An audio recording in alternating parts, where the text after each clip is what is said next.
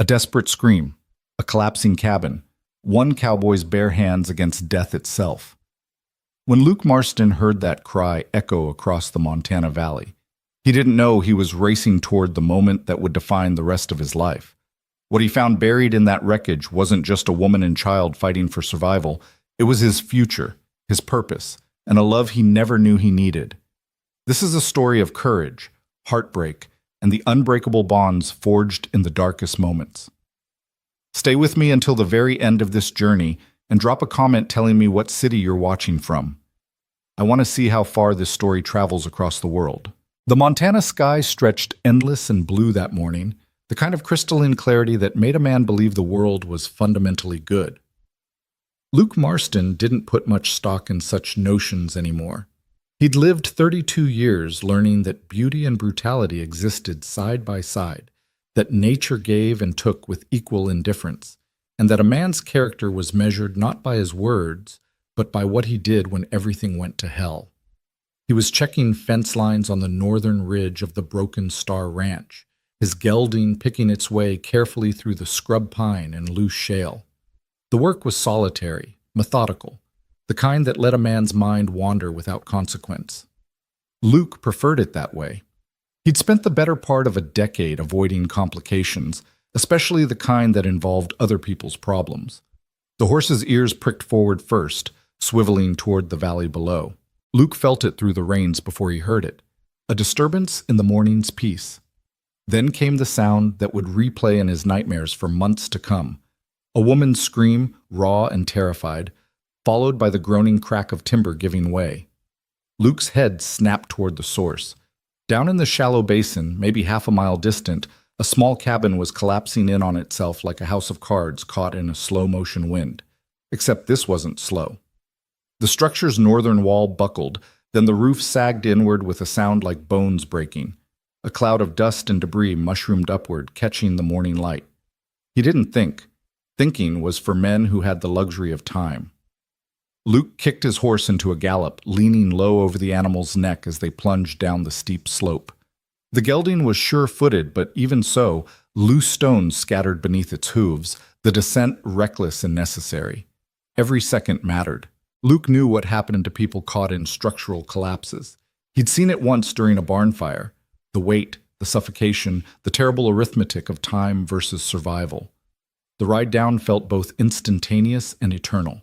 His heart hammered against his ribs, adrenaline sharpening every sense. He could smell the dust now, acrid and thick. As he drew closer, he heard something that made his blood run cold, the thin, desperate wail of an infant. Luke pulled up hard 20 yards from the wreckage, dismounting before the horse had fully stopped. The cabin, if it could still be called that, was a chaotic heap of splintered logs, collapsed roofing, and shattered glass. The entire structure had pancaked, the walls splaying outward like the petals of some grotesque flower. Steam rose from what must have been the cook stove, adding an eerie quality to the destruction. "Hello?" Luke's voice came out hoarse. He cleared his throat and tried again, louder. "Can you hear me? Where are you?" For a moment, only silence. Then, "Help us! Please, God, help us!" The voice came from the center of the collapse, weak but alive. Female. Desperate. Luke moved fast, climbing onto the unstable pile of debris. Every step was a calculated risk. The wreckage shifted beneath his weight, groaning ominously. A sharp edge tore through his shirt and opened a gash along his ribs. He barely noticed. "Keep talking," he called out. "I need to find you. Keep making noise. Here, we're here." The woman's voice broke into sobs. "Please hurry, my baby." The infant's cry guided him like a beacon. Luke pulled aside a section of roofing, the tar paper still warm in his hands. Beneath it he glimpsed fabric, a dress, pale blue, pinned beneath a massive roof beam. "I see you," Luke said, forcing his voice to remain steady. "I'm going to get you out. What's your name?" "Hannah. Hannah Miller." The words came between gasping breaths. "My daughter, Emma, she's on my chest. I can't move my legs." Luke assessed the situation with the cold practicality of a man who doctored injured horses and pulled calves from difficult births. The beam across Hannah's lower body was old-growth pine, at least 200 pounds. It had her pinned from the waist down. She was lying on her back, both arms wrapped protectively around a bundle pressed against her chest. The baby's cries were strong, a good sign, but Hannah's face was gray, her lips nearly colorless. Shock, blood loss, or both. "Hannah, I'm Luke. I'm going to lift this beam off you, but I need you to do something for me first." He positioned himself at the end of the timber, getting his hands underneath it. "When I lift, you're going to hand me that baby. Can you do that?" I think so." "Don't think. Just do it. On 3. 1. He didn't wait for 3. Luke drove upward with everything he had, his back and legs screaming in protest as the beam rose 6 inches, then 12. His vision darkened at the edges, his breath coming in short bursts, but he held it. "Now!" he roared. Hannah's arms moved with a mother's desperate strength. She thrust the bundle toward him just as Luke's grip began to slip. He saw the baby, tiny, maybe 6 months old, covered in dust but wailing with impressive lung capacity, and he had to make a choice. He couldn't hold the beam and take the child. If he dropped the beam now, it would crush Hannah's chest. Luke's muscles trembled. Sweat poured down his face, stinging his eyes. The world narrowed to this single moment, this impossible physics problem written in flesh and blood and consequence. "Slide her toward me," Luke gasped. "On the ground, slide her." Hannah understood immediately. With a motion that must have cost her everything, she set the baby down and pushed the small body across the debris-strewn surface, away from the beam's shadow.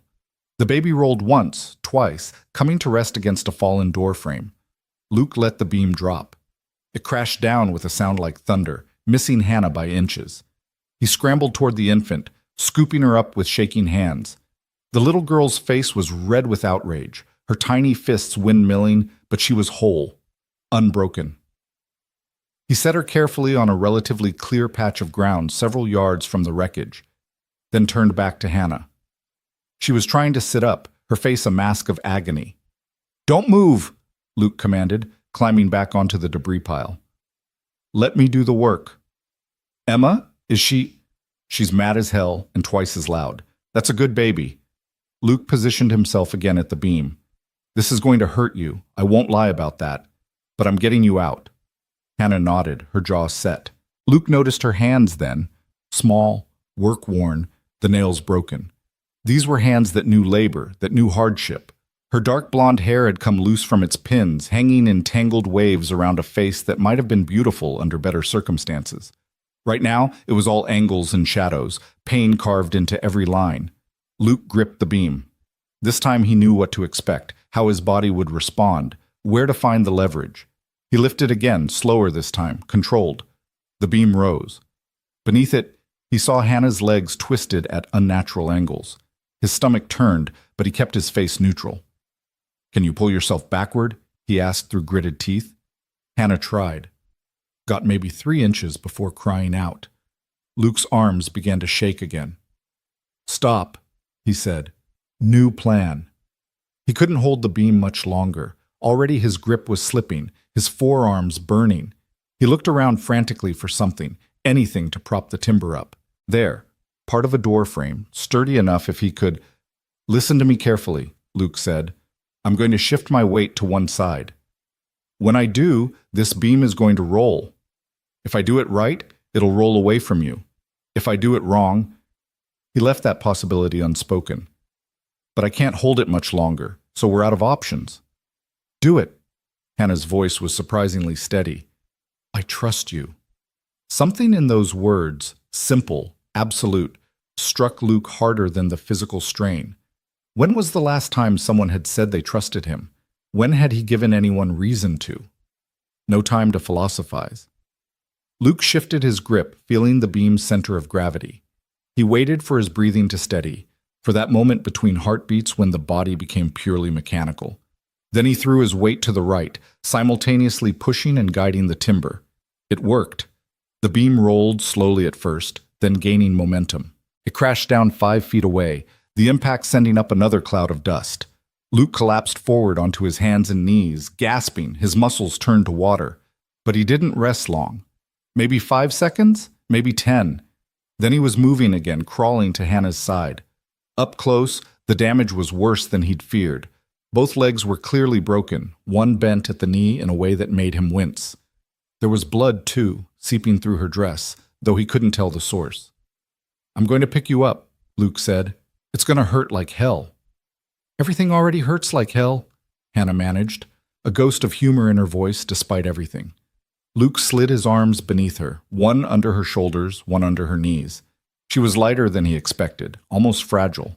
He lifted her as smoothly as he could, but even so, her sharp intake of breath told him the price she paid. She bit down on her lower lip hard enough to draw blood, refusing to scream. Tough. This woman was tougher than rawhide. He carried her away from the wreckage to where he'd left the baby. Emma had cried herself into hiccuping silence, her blue eyes wide and bewildered. Luke set Hannah down as gently as possible on a patch of grass, then retrieved the infant and placed her in her mother's arms. Hannah's entire demeanor changed the moment she held her daughter.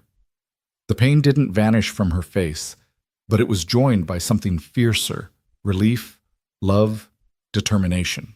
She examined Emma with frantic thoroughness, checking every tiny finger and toe, running her hands over the baby's head and limbs. "She's perfect," Hannah whispered, tears streaming down her dust-caked face. "You saved her. You saved us both." Luke was already moving, unbuckling his saddlebag. He pulled out a canteen and a clean bandana. He'd planned to use the bandana to wipe down his horse later. Now he poured water over it and handed it to Hannah. "Clean her face first," he said. "Make sure there's no debris in her mouth or nose." While Hannah tended to Emma, Luke made a more thorough assessment of her injuries. Both tibias were fractured, that much was certain. Compound fracture on the right leg. He could see bone through the torn fabric of her dress. Several ribs were likely broken too, given the way she held herself. Possible internal bleeding. She needed a doctor, quickly. "Where's your husband?" Luke asked, already knowing he wouldn't like the answer. No man worth the name would have left his family in a death trap like that cabin. Hannah's jaw tightened. "Silver Creek. He left 4 days ago. Said he had business." Silver Creek was the nearest town, such as it was, a collection of rough buildings serving the miners, ranchers, and drifters who passed through this corner of Montana territory. It had 3 saloons and 1 part-time doctor. Luke could guess what kind of business kept a man there for 4 days while his wife and infant daughter lived in a structure that should have been condemned. "The cabin," Hannah's voice cracked. "I woke up and heard this groaning sound. The whole place was shaking. I just grabbed Emma and tried to get to the door, but everything came down so fast." Luke examined the wreckage with a more critical eye now that the immediate crisis had passed. The collapse hadn't been random. The foundation posts had rotted through completely on one side, probably weakened over years of moisture and neglect. A structure like that should have been abandoned or rebuilt long ago. Anyone with eyes could have seen it was dangerous. "How long have you been living here?" he asked. 6 months. Since Emma was born. Hannah looked at the ruins of her home, her expression unreadable. "Jacob found it abandoned, said we could fix it up, make it ours. He was going to repair the foundation, replace the bad timber." She trailed off, the unfinished sentence hanging between them like an accusation. Jacob. So that was the husband's name. Luke filed it away along with his growing impression of a man who made promises he had no intention of keeping. "What you need right now is medical attention," Luke said, standing.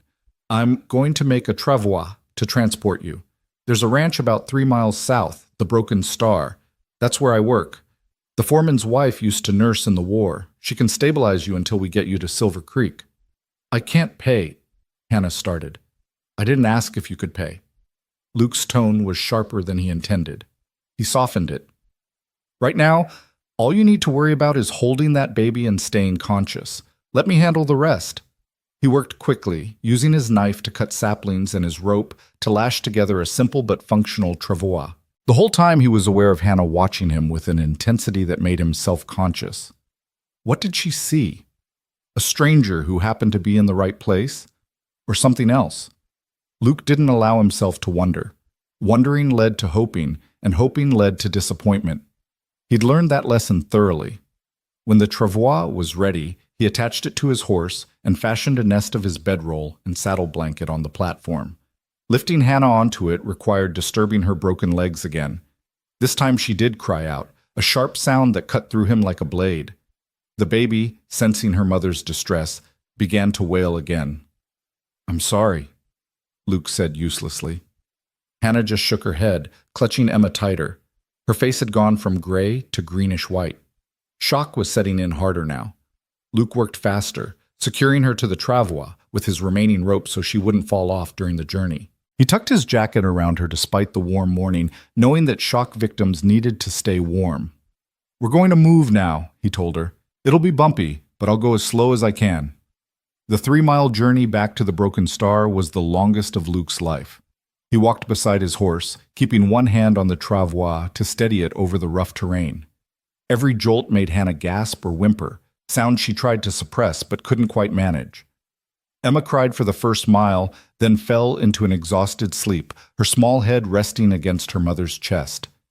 Luke found himself talking to fill the silence, to give Hannah something to focus on besides the pain.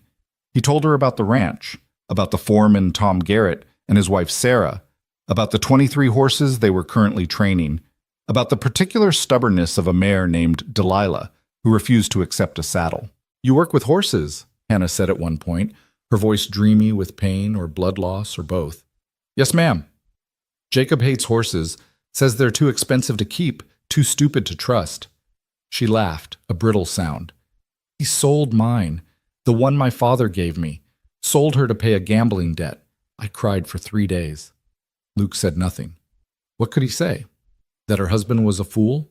She clearly knew that already. That she deserved better? That was her business, not his. But something hot and angry kindled in his chest anyway, and it surprised him.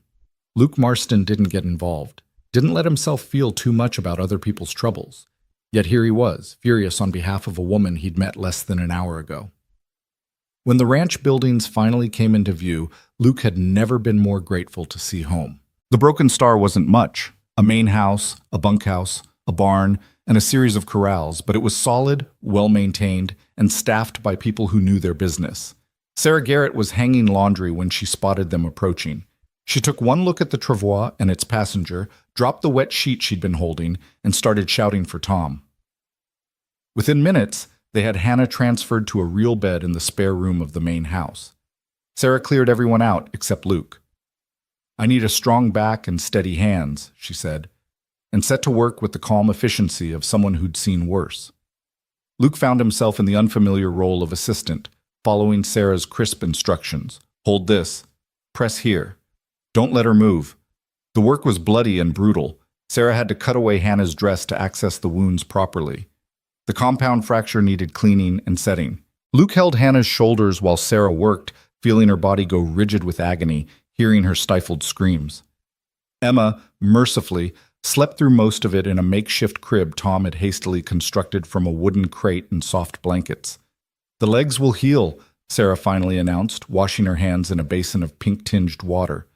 "The ribs, too, given time and rest. But she's lost blood, and I'm concerned about infection. She needs to see Doc Brennan in Silver Creek." "I'll take her," Luke said immediately. "Tomorrow," Sarah countered. "She's too fragile to move again today. Let her stabilize overnight. If she's still strong in the morning, you can make the trip." Luke wanted to argue, but Sarah was right. Hannah had drifted into unconsciousness during the worst of the treatment, and she looked more dead than alive now, her face waxy and pale against the white pillow. Only the steady rise and fall of her chest confirmed she still lived. "You did good today," Sarah said quietly, touching Luke's arm. "Most men would have ridden past, told themselves it wasn't their problem." "I heard the baby crying," Luke said, as if that explained everything. Maybe it did. He stayed near the house for the rest of that day, finding reasons to check on the patient, even though Sarah had everything under control. Each time he looked in, Hannah was sleeping, Emma was sleeping, and Sarah was knitting in the chair beside the bed like a benevolent sentinel. Tom found Luke in the barn as the sun was setting, allegedly checking on a mare that didn't need checking. "Sarah says the woman's name is Hannah Miller," Tom said, settling onto a hay bale. "Says her husband is Jacob Miller. That name mean anything to you?"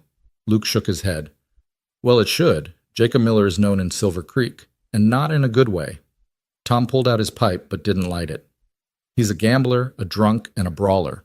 Owes money to half the territory. I heard he married some girl from back east last year. Heard she was young and pretty and had no idea what she was getting into.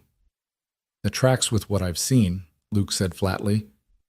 Question is, what happens now? Tom studied him with shrewd eyes. You rescued her. That doesn't make her your responsibility. She has nowhere else to go. The cabin's destroyed. Her husband's God knows where, doing God knows what. So you're going to, what, take care of her? Tom's tone wasn't mocking, just curious. You don't know this woman, Luke.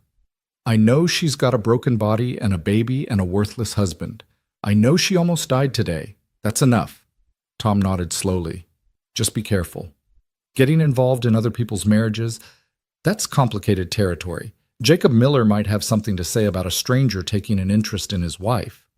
Let him say it, Luke replied, surprised by the heat in his own voice. Let him come say it to my face, while I ask him why his wife and daughter were living in a death trap while he was drinking himself stupid in Silver Creek. Tom raised his hands in surrender. Just wanted to make sure you knew what you were walking into. After Tom left, Luke stayed in the barn, working through his evening chores with unusual intensity. He was currying a horse that didn't need currying when he heard the soft footsteps behind him. She's awake, Sarah said, asking for you. Luke set down the brush and followed Sarah back to the house. In the spare room, lamplight cast soft shadows across the walls. Hannah was propped up on pillows, her face still pale, but her eyes alert. Emma was awake too, nursing contentedly. You stayed, Hannah said when Luke appeared in the doorway. Wanted to make sure you were all right. I'm alive. Because of you. Her voice was stronger now, though still threaded with pain. I don't even know how to begin thanking you. You don't need to thank me. Yes, I do. You risked your life. You could have just ridden for help, but instead you climbed into that wreckage. Why? The question was so direct, so genuinely curious that Luke found himself answering honestly. Because waiting for help would have taken too long. Because I heard your baby crying. Because... He paused, searching for words. Because it was the right thing to do. That's all. Hannah studied him for a long moment. Most men I've known don't do the right thing unless there's something in it for them. Then you've known the wrong men. Something flickered across her face, recognition maybe, or regret. Yes, she said softly. I think I have. Emma finished nursing and Hannah adjusted her clothing, wincing at the movement. Sarah swept in to take the baby, declaring that new mothers needed rest and she would watch the little one for a few hours.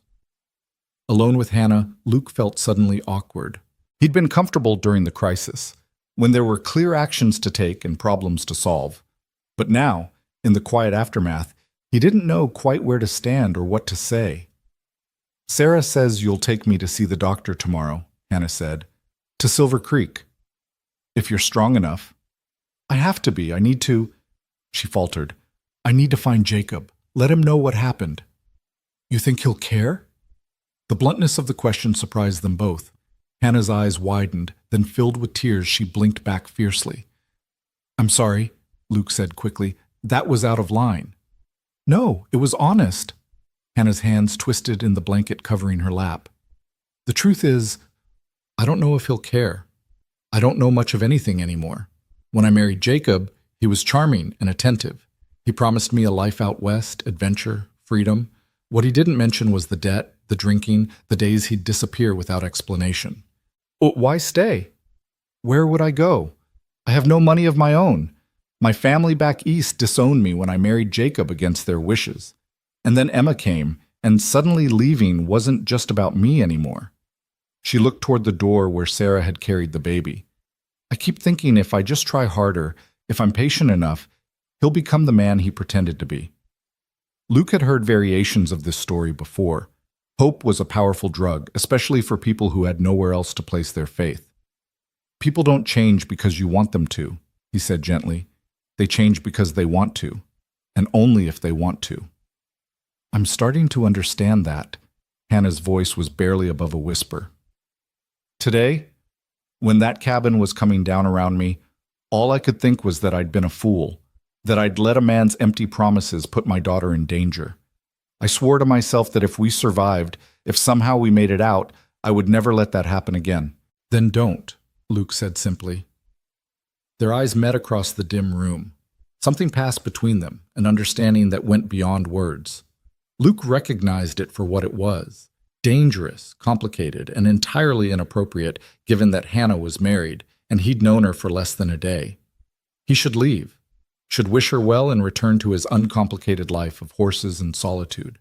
Should forget the feel of her slight weight in his arms, the way her voice had broken when she said, "I trust you," the fierce maternal love he'd witnessed when she held her daughter. Should. Instead, Luke heard himself say, "Get some rest. Tomorrow we'll go to Silver Creek. We'll find your husband, get you proper medical attention, and figure out the next steps, one thing at a time." "One thing at a time," Hannah repeated, as if testing the words. "I like that. It feels manageable." Luke left her then, closing the door softly behind him. In the hallway, he leaned against the wall and closed his eyes, suddenly exhausted. The day had been impossibly long, impossibly strange. This morning he'd been checking fence lines, his biggest concern whether the north pasture could support another dozen horses. Now he was entangled in the life of a woman with broken legs, a baby, and a husband who would almost certainly be a problem. Tom had been right. This was complicated territory. But as Luke made his way to the bunkhouse in his narrow bed, he couldn't bring himself to regret the choice to get involved. Hannah Miller deserved better than what life had given her. Her daughter deserved better. And if Luke could help provide that, even temporarily, even in some small way, well, wasn't that what a decent man did? He fell asleep still thinking about Hannah's eyes, about the strength he'd seen there beneath the pain, about the way she'd called him back from the brink of walking away. Tomorrow would bring its own challenges. Tomorrow he'd have to face Jacob Miller, navigate the politics of Silver Creek, ensure Hannah got the care she needed. But tonight, for the first time in longer than he could remember, Luke Marston felt like he'd done something that mattered, like he'd been in exactly the right place at exactly the right time, like maybe his solitary, uncomplicated life had been missing something essential. He just hoped he wasn't making the biggest mistake of his life. Dawn came too early, slicing through the bunkhouse window with the kind of harsh light that tolerated no excuses. Luke had slept poorly, his dreams a tangled mess of collapsing timber and a woman's terrified screams. He woke with muscles that felt like they'd been beaten with a hammer, every movement a reminder of yesterday's exertions. His hands were the worst, palms torn and blistered from tearing through debris, knuckles scraped raw. He flexed his fingers experimentally and winced. Tom was already up, brewing coffee on the small stove that served the bunkhouse. He glanced at Luke's hands and shook his head. "Sarah's got salve for that. You should let her wrap them before you head out." "I'm fine." "You're stubborn is what you are." Tom poured 2 cups and handed one to Luke. "But that's not news. How's the woman this morning?" "Haven't checked yet." "Well, you better check soon. Sarah says if she's strong enough, you should leave for Silver Creek by mid-morning. Any later and you'll be traveling in the worst heat." Tom sipped his coffee, studying Luke over the rim of his cup. "You thought about what you're going to do when you find Jacob Miller?" Luke had thought about little else during his restless night. Tell him what happened. Tell him his wife needs proper medical care. After that, it's between them. "You really think it'll be that simple?" "No," Luke admitted. "But I'm hoping it will be." He finished his coffee and made his way to the main house. Sarah was in the kitchen, already preparing breakfast while simultaneously minding Emma, who was making delighted gurgling sounds from a makeshift playpen near the stove. "She's been awake since first light," Sarah reported. "Fed the baby, ate some broth herself. She's stronger than she looks, that one. Still in considerable pain, but managing it." Sarah fixed Luke with a knowing look. "You be careful in Silver Creek today. Jacob Miller has friends there, and not the kind you want to cross. I'm just delivering his wife to the doctor." "Mm-hmm." Sarah's tone suggested she didn't believe that for a second. "You go on in. She's been asking for you." Luke found Hannah sitting up in bed, her dark blonde hair combed and pinned back, her face scrubbed clean of yesterday's dust and blood. Someone, Sarah presumably, had found her a clean nightgown. She looked fragile as spun glass, but her eyes were alert and determined. "You came," she said, something like relief crossing her face. Said I would. Luke remained near the door, maintaining a respectful distance. How are you feeling? Like I was crushed beneath a house, Hannah said with a weak smile. But better than yesterday. Sarah's been wonderful. I don't know what I would have done without her, without both of you. Doc Brennan will get you properly sorted. He's got real medicines, can set those bones properly. Luke hesitated. You ready to go to Silver Creek? It won't be an easy trip. Hannah's jaw set in a line he was beginning to recognize, the look of a woman who'd made up her mind. I'm ready. I need to find Jacob, need to understand what we're going to do now. Her voice dropped. The cabin's gone. Everything we owned, what little we had. We'll figure it out, one thing at a time, remember? One thing at a time, she echoed, then quieter. Will you stay? In Silver Creek, I mean. While I see the doctor, I know it's asking a lot, but She stopped, seeming embarrassed. I don't know who else to ask. The vulnerability in her voice did something to Luke's carefully maintained defenses. I'll stay as long as you need. The journey to Silver Creek took 3 hours at the careful pace Luke maintained. He'd rigged a better transport than yesterday's makeshift travois, a small cart borrowed from the ranch, lined with blankets and pillows. Hannah lay on her back. Emma nestled against her side, both of them shielded from the sun by a canvas shade Luke had constructed. Every rut in the road made Hannah gasp or go silent in a way that was somehow worse than crying out. Luke walked beside the cart, leading his horse, talking when Hannah seemed to need distraction and maintaining silence when she didn't. She told him about her life before Jacob, growing up in Philadelphia, the daughter of a banker who'd had ambitions for her to marry well within their social circle. She'd been 19 when Jacob swept into town, all charm and Western mystique, promising adventure beyond the suffocating propriety of Eastern society. I thought I was being brave, Hannah said, staring up at the canvas shade. Thought I was choosing love over convention. My parents warned me, my friends warned me, but I was so certain I knew better. She laughed bitterly. Turns out I knew nothing at all. You were 19. Most people know nothing at 19. How old were you when you knew something? Luke considered this. Maybe 25, 26, after I'd made enough mistakes to learn from them. What kind of mistakes? He'd walked into that one. Luke watched the road ahead, choosing his words carefully.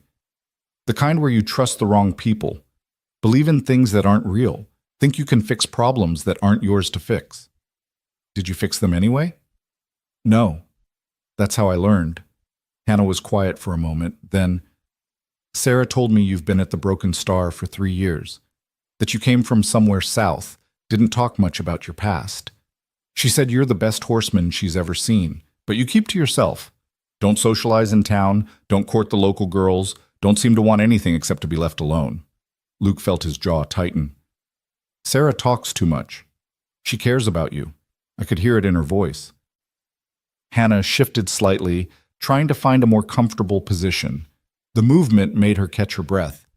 She said yesterday was the first time she'd seen you really engage with another person's crisis. Said usually you help from a distance, if at all. I don't know what she wants me to say to that. Nothing. I'm not asking for explanations. Hannah's voice softened. I'm just trying to understand the man who saved my life. The man I'm putting considerable trust in. You don't need to understand me.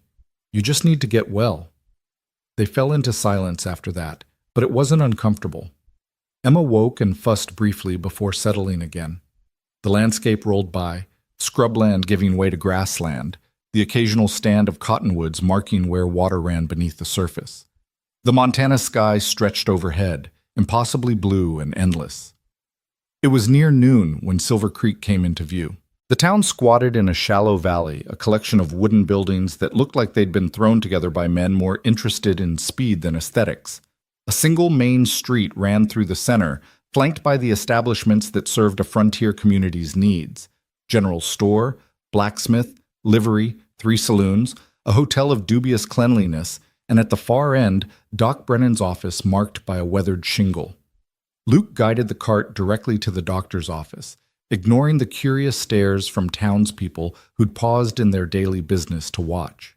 News traveled fast in small towns, and the sight of an injured woman with a baby would be all over Silver Creek within the hour. Doc Brennan was a grizzled man in his 60s, with the steady hands of someone who'd practiced medicine in places where mistakes meant death.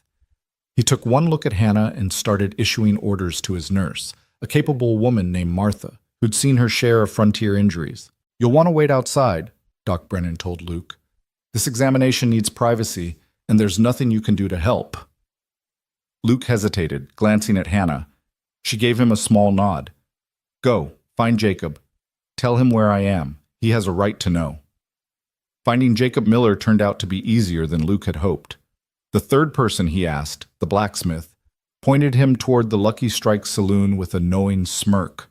"Miller's there most days. Been on a particularly bad run this week. Heard he lost near everything he had."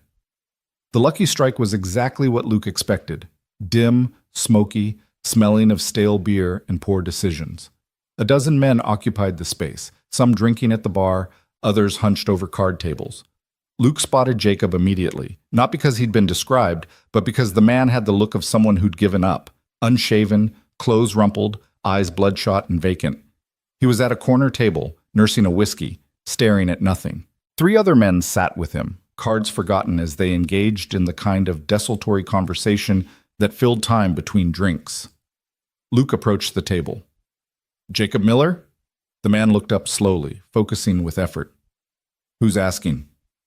"Name's Luke Marston. I need to talk to you about your wife." That got everyone's attention. Jacob's companions exchanged glances while Jacob himself went very still. "What about her?" "She's at Doc Brennan's office.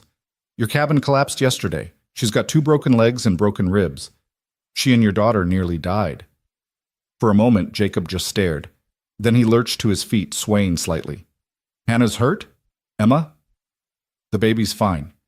Hannah will recover, but she needs care. Proper care." Luke kept his voice level, but something in his tone must have conveyed judgment, because Jacob's face flushed. "I was coming back. I had business here." "Business?" Luke glanced meaningfully at the cards and empty glasses littering the table. "That the kind of business that leaves your family in a death trap?" Jacob's jaw clenched. "You got no right to talk about my family. Who the hell are you?" "I'm the man who dug them out of the rubble. The man who carried your wife 3 miles to get her help while you were drinking yourself stupid." Luke took a step closer, his voice dropping. "Your wife could have died yesterday. Your daughter could have died. Instead of being there to protect them, you were here, losing money you don't have to men who don't respect you." One of Jacob's companions, a burly man with a scar through his eyebrow, stood up. "Maybe you should leave, stranger. This is family business."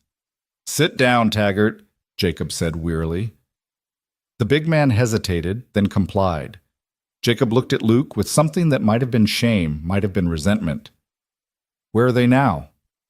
"I told you, Doc Brennan's office." Jacob nodded slowly, then reached for his whiskey. Luke's hand shot out, catching his wrist. "Your wife's been waiting for you. The least you can do is show up sober." For a moment, tension crackled between them. Jacob was bigger than Luke, and he had friends at the table. But something in Luke's eyes, maybe the cold certainty that he would finish what he'd started, made Jacob back down. "Fine." Jacob pulled his arm free, glaring. "Let's go see my wife." They walked to Doc Brennan's office in tense silence, Jacob slightly ahead as if to establish that he didn't need Luke's guidance. People watched them pass, conversations dying and resuming in their wake. Luke could practically feel the gossip spreading like ripples in water. At the doctor's office, Martha met them at the door. "Doc's still with Mrs. Miller. You can wait here." She looked at Jacob with barely concealed disapproval. "She's been asking for you. Nice that you finally showed up." Jacob's face reddened, but he said nothing. He slumped into one of the waiting room chairs, head in his hands. Luke remained standing, arms crossed, watching the door that separated them from Hannah. After a few minutes, Jacob spoke without looking up. "I know what you think of me." "Don't matter what I think." "She told you, didn't she? About the cabin, about me being gone. About everything." Jacob's voice was thick with alcohol and self-pity. "I was going to fix it. The cabin. I had a plan." "Plans don't mean much if you don't follow through." "You don't understand. I've had bad luck, that's all. A few bad hands, some investments that didn't pan out. It's temporary. I was going to win it back, get enough money to fix the place proper. Give Hannah the life I promised. Luke had heard variations of this speech before, from men who always had an excuse for why their families suffered while they chased the next sure thing. Your wife almost died because of your bad luck. Your daughter too. What happens next time? There won't be a next time. The door opened, cutting off whatever justification Jacob was preparing. Doc Brennan emerged, wiping his hands on a towel. His expression was grave. Both legs fractured, 3 ribs broken, severe bruising, minor internal bleeding that seems to have resolved itself, he recited clinically. She's lucky to be alive. Another hour under that debris and we'd be having a different conversation. He fixed Jacob with a hard stare. She's going to need at least 6 weeks of bed rest, possibly longer. No weight on those legs until I say otherwise. Someone will need to care for her and the baby around the clock. I can do that, Jacob said quickly. I'll take care of her. Doc Brennan's skepticism was palpable. She'll need proper accommodation. That cabin of yours, what's left of it, isn't suitable. She'll need medicine, clean bandages changed daily, nutritious food. Can you provide that? Jacob's silence was answer enough. I thought not. Doc Brennan sighed. I can keep her here for a few days, but I'm not equipped for long-term care. She needs somewhere stable to recover. She can stay at the Broken Star, Luke heard himself say. We've got the room, and Sarah knows how to nurse. Both men turned to stare at him. Jacob's expression cycled through surprise, suspicion, and finally, something that looked like relief mixed with resentment. You're offering to take my wife into your home? For 6 weeks? I'm offering her a place to recover, she and the baby. Luke met Jacob's gaze steadily. Unless you've got somewhere better? The silence that followed confirmed what everyone in the room already knew. Jacob had nothing. No home, no money, no real plan beyond his next drink or card game. Can I see her? Jacob finally asked, his voice small. Doc Brennan nodded. Keep it brief. She needs rest. He looked at Luke. You should probably come too. She's been asking for you. They found Hannah propped up in the examination bed, her legs splinted and wrapped, her face drawn with pain despite whatever medication Doc Brennan had administered. Emma was sleeping in a basket beside the bed. Hannah's eyes went first to Jacob, and Luke saw something complex pass across her face. Relief, anger, disappointment, all mixed together. Jacob, she said quietly. Hannah, God, I'm so sorry. I came as soon as I heard. Is Emma? Jacob moved toward the bed, his hands fluttering uselessly. We're alive. Hannah's tone was neutral, giving nothing away. No thanks to the cabin you promised was safe. Jacob flinched. I was going to fix it. You know I was. I just needed a little more time, a little more money. You always need more time, more money, more chances. Hannah's voice remained calm, but Luke heard the steel beneath it. That cabin should never have been our home. You knew it was dangerous. You knew, and you left us there anyway while you were here, gambling away what little we had. I was trying to make things better. You were running away, like you always do when things get difficult. Hannah closed her eyes briefly as if gathering strength. I almost died yesterday, Jacob. Emma almost died. And all I could think while I was trapped under that beam was that you weren't there. You're never there when it matters. The room fell into uncomfortable silence. Jacob looked like he'd been struck, his face crumbling. I love you. I love Emma. You have to believe that. I do believe you love us, in your way. Hannah opened her eyes, and Luke was struck by the sadness there. But love isn't enough, not when it comes with broken promises and broken homes and broken bones. What are you saying? Hannah's gaze shifted to Luke, then back to her husband. Mr. Marston has offered us accommodation at the Broken Star Ranch while I recover. I'm accepting his offer. You're going to live with a stranger? A man I don't even know? He's the man who saved our lives. He's done more for Emma and me in one day than you've managed in months. Hannah's words were quiet but devastating. I'm not asking your permission, Jacob. I'm telling you what's happening. You're welcome to visit, but you're not welcome to stay unless you can prove you've changed. Really changed. This is because of him, isn't it? Jacob wheeled on Luke, his face flushing with anger and humiliation. "You show up playing the hero, and now you're stealing my family?" "Nobody's stealing anything," Luke said evenly. "Your wife needs a place to heal. I'm providing it, that's all." "That's all? You expect me to believe—" "What I expect," Luke interrupted, his voice hardening, "is for you to put your pride aside and think about what's best for your wife and daughter. Can you give them what they need right now? A safe place, proper care, stability?" Jacob's mouth opened and closed. His hands clenched into fists, but he had no answer because they all knew the truth. "I'll come visit," Jacob finally said, directing his words to Hannah. "Every day. I'll come see you and Emma." "If you're sober," Hannah replied. "I won't have you around Emma when you're drunk. That's not negotiable." The defeat in Jacob's shoulders was almost painful to witness. He nodded once, then moved to the bedside and pressed a kiss to Hannah's forehead. She allowed it but didn't return the gesture. He looked at Emma sleeping in her basket, reached out as if to touch her, then pulled back. "I'll make this right," he said. "I swear I will." "Swearing doesn't mean much anymore, Jacob. Show me through actions." After Jacob left, Doc Brennan returned to discuss Hannah's care requirements. Luke listened carefully, committing everything to memory. The medicines she'd need, the signs of infection to watch for, how often to change her bandages, exercises to prevent her leg muscles from atrophying during the long recovery. "You're taking on a considerable responsibility," Doc Brennan observed. "Most men wouldn't." "Most men didn't pull her out of that collapsed cabin. Seems wrong to save someone's life and then abandon them to poor care."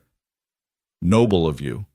The doctor's tone suggested he wasn't entirely sure nobility was the full explanation. "I'll want to check on her in 3 days. After that, weekly visits should suffice unless complications arise. You can bring her here, or I can ride out to the ranch." "I'll bring her. Easier for you." They made arrangements for Hannah to stay at Doc Brennan's office overnight, one more night of observation before the journey back to the Broken Star. Luke secured a room at the hotel, took a meal at a restaurant that served passable beef and potatoes, and tried not to think too hard about what he'd just committed himself to. 6 weeks. Minimum. 6 weeks of having Hannah Miller and her infant daughter under the same roof. 6 weeks of navigating the complicated territory between helping someone and becoming too involved. 6 weeks of whatever drama Jacob would bring with his visits. Luke stared at the ceiling of his rented room that night, listening to the sounds of Silver Creek's nightlife filtering through the thin walls. Somewhere down the street, someone was playing a badly tuned piano. Men laughed drunkenly. A woman's voice rose in anger, then cut off abruptly. He thought about Hannah's eyes when she'd looked at her husband, the absence of the love that should have been there, replaced by something sadder and more resigned. He thought about the way she'd taken control of the situation, setting boundaries despite being injured and vulnerable. Strength. That's what he kept coming back to. Hannah Miller was stronger than her circumstances suggested. Morning came with the same harsh light as the previous day. Luke checked out of the hotel and returned to Doc Brennan's office. He found Hannah awake, freshly bandaged, with Emma nursing contentedly. Martha had found Hannah a proper dress to replace the ruined one from the collapse, and someone had helped her wash and pin up her hair. "Ready?" Luke asked from the doorway. "As ready as I'll ever be for another 3-hour cart ride," Hannah replied, but she was smiling slightly. "Thank you for everything, for this. I know it's asking a lot." "We've been over this. Stop thanking me." "I'll stop thanking you when I stop feeling grateful." The return journey to the Broken Star passed more easily than the trip to town had. Hannah seemed stronger, or perhaps the medicine was working better. She dozed for part of the journey, Emma sleeping against her chest. During the stretches when she was awake, they talked, carefully at first, then with increasing ease. Hannah told him about learning she was pregnant with Emma, about the mixture of joy and terror she'd felt. "I knew by then what Jacob was, but I thought maybe a baby would change him, would give him reason to be better." She laughed without humor. "How naive does that sound?" "Sounds human," Luke replied. "People want to believe those they love can change. Nothing naive about hope." "Even when hope is misplaced?" "Especially then." Hannah was quiet for a moment, watching the landscape roll past. Then, "Can I ask you something personal?" Luke tensed. You can ask. Were you ever married? No? Ever come close? He should deflect, should maintain the boundaries he'd always maintained. Instead, he found himself answering, once, long time ago, girl named Rebecca. We were going to start a ranch together down in Colorado. What happened? She met someone with better prospects. Someone who could give her the life she wanted right away, not someday in the uncertain future. Luke kept his eyes on the road ahead. Turned out I was the safe choice, the backup plan. When something better came along, she took it. I'm sorry. Don't be. She did me a favor. Better to know before vows are spoken than after. Is that why you keep to yourself? Why you don't court anyone? Luke considered this. Partly. Mostly I just realized I like my own company better than most people's. Simpler that way. No expectations to disappoint, no one to disappoint you. Lonelier, though. Maybe, but lonely's a known quantity. You can plan around it. Hannah smiled sadly. I used to think loneliness was the worst thing. Then I learned you can be married and still be lonely. That's worse, somehow. Being alone by choice versus being alone in a crowded room. Luke understood exactly what she meant, though he didn't say so. They arrived at the Broken Star in late afternoon. Sarah came out to meet them, Tom behind her, and together they got Hannah settled back in the spare room. It felt almost routine now, as if this was something they'd done many times rather than twice. Sarah shooed the men out while she helped Hannah with personal matters, and Luke found himself in the barn again, seeking refuge in familiar tasks. Tom appeared an hour later, perching on a hay bale with his pipe. So Jacob Miller knows his wife is staying here? He knows. And he's fine with it? Doesn't matter if he's fine with it. It's Hannah's choice. Tom puffed thoughtfully on his pipe. Word's gonna spread. You know that, right? Small community like this, people are gonna talk about a married woman living under another man's roof. Let them talk. Hannah needs a place to heal. We've got the space. Simple as that. Nothing's ever simple when it comes to a woman, Luke. Especially not a married woman with a jealous husband. Jacob didn't seem all that jealous, seemed more relieved someone else was solving his problems. For now, but men like Jacob Miller, they're unpredictable. Fine one day, violent the next, especially when they've been drinking. Tom fixed Luke with a serious look. You watch yourself, and you be careful about boundaries. However innocent your intentions, people will assume the worst. I know. Do you? Because I've never seen you look at anyone the way you look at her. And I've known you 3 years. Luke stiffened. I barely know her. That's not what I said. I said you look at her a certain way, like she matters. Tom stood, stretching. Just be careful, that's all I'm saying. Caring about someone, really caring, that makes you vulnerable. Makes you do things you wouldn't normally do. After Tom left, Luke continued working long past when the work needed doing. He repaired tack that didn't need repairing, organized tools that were already organized, did anything to avoid going back to the house and the questions waiting there. But eventually, darkness fell and hunger drove him inside. In the kitchen, Sarah had laid out a cold supper: bread, cheese, sliced ham, pickled vegetables. She'd made up plates and left them covered, a note in her precise handwriting, one for you, one for Hannah. She's resting, but said she'd eat if you brought it to her.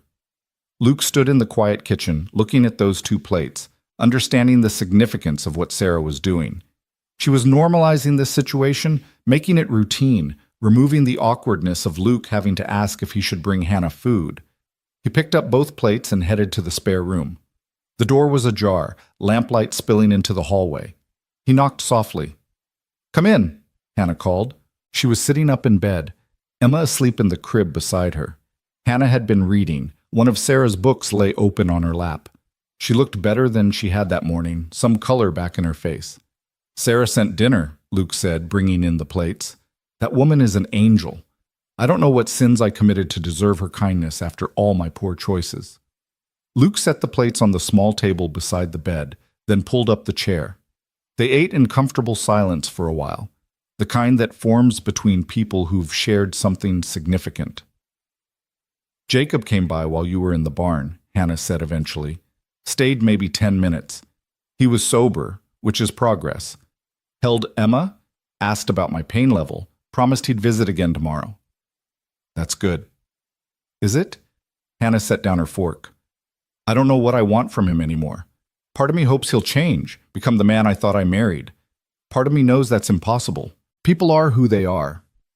You said yourself, people only change if they want to. Do you think he wants to? Luke considered this carefully. I think he wants to. But wanting to want something isn't the same as actually wanting it, if that makes sense. It makes perfect sense. Hannah looked at her sleeping daughter. I need to think about Emma's future, about what kind of life I can give her, about whether staying with Jacob is the right choice or just the easy one. Those are hard questions, made harder by the fact that I have no money, no family to turn to, no real prospects beyond hoping my husband decides to be decent. Hannah's voice was bitter. You know what the worst part is? I had opportunities. Before Jacob, I had suitors from good families, men who would have provided stability. But I thought that was boring. I wanted passion, adventure, romance. You were 19. That's not an excuse. I made my choice. I chose poorly. Now Emma pays the price for my poor judgment. Luke set down his own plate and leaned forward, his elbows on his knees. Listen to me. You didn't make Emma pay for anything. You survived a building collapse. You protected your daughter with your own body. You're making hard choices to ensure she has a better future. That's not poor judgment. That's courage. Hannah's eyes filled with tears. I don't feel courageous. I feel terrified. I feel trapped. I feel like I've made such a mess of everything. Then you're human. Welcome to the club. Luke handed her his handkerchief. But being terrified doesn't mean you're not also brave. Sometimes the bravest thing is admitting you're scared and moving forward anyway. She wiped her eyes, laughing shakily. When did you become so wise? I'm not wise. I've just made enough mistakes to recognize them in other people. They finished their meal, the conversation drifting to lighter topics. Emma's developing personality, Sarah's terrible jokes, the ornery mare in the barn who'd tried to bite Luke 3 times that week. By the time Luke collected the empty plates, the heaviness had lifted somewhat from Hannah's expression. At the door, he paused. You need anything during the night, you call out. My room's just down the hall. Luke? Hannah's voice stopped him. Thank you. Not just for the food or the room, for treating me like I'm more than just someone's wife, like I'm a person who matters. You do matter, Luke said simply. Then, before the moment could become more than he was ready for, he left, closing the door softly behind him. In his own room, Luke lay in the darkness and listened to the familiar sounds of the ranch settling for the night. Horses shifting in their stalls, the wind in the cottonwoods, the creak of old timber. Tom was right about one thing. He was vulnerable now in a way he hadn't been in years. Hannah and Emma weren't just guests recovering from an accident. They were people he'd begun to care about, to feel responsible for. And that caring created complications he couldn't fully anticipate. But as Luke drifted toward sleep, he found he didn't regret the choice to help. Whatever came next, whatever drama Jacob brought, whatever gossip the community generated, whatever his own conflicted feelings developed into, he'd face it.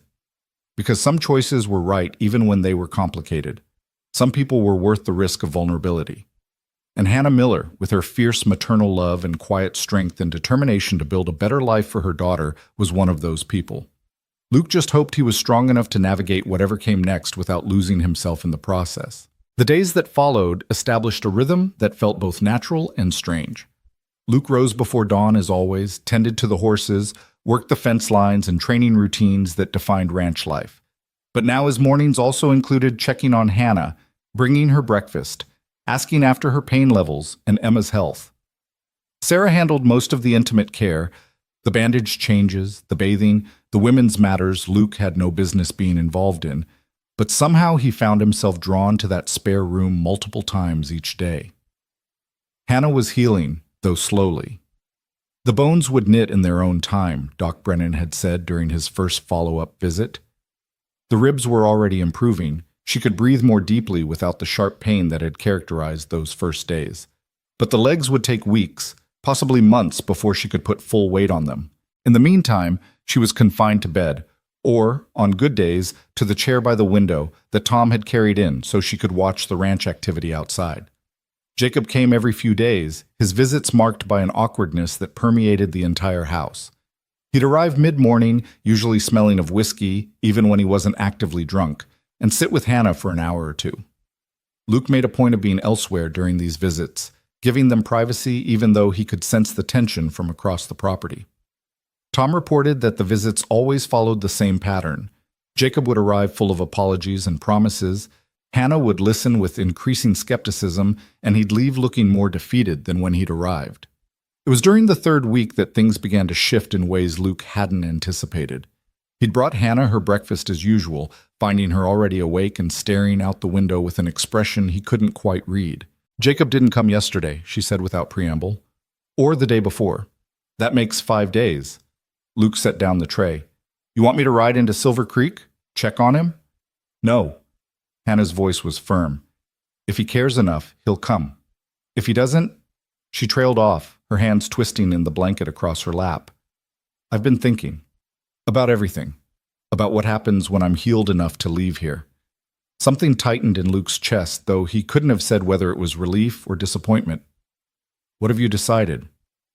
"I don't know yet. That's the problem." Hannah looked at him then, her eyes searching his face. "Can I ask you something? And will you promise to answer honestly, not just tell me what you think I want to hear? I've never told you anything but the truth." "I know. That's why I'm asking." Hannah took a breath. "Do you think I should go back to Jacob?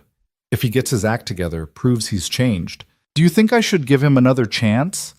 The question hung between them, weighted with implications Luke didn't want to examine too closely. He pulled up the chair and sat, buying time to formulate an answer that was honest without being inappropriately personal. "I think," he said carefully, "that only you can answer that. I don't know your whole history with Jacob.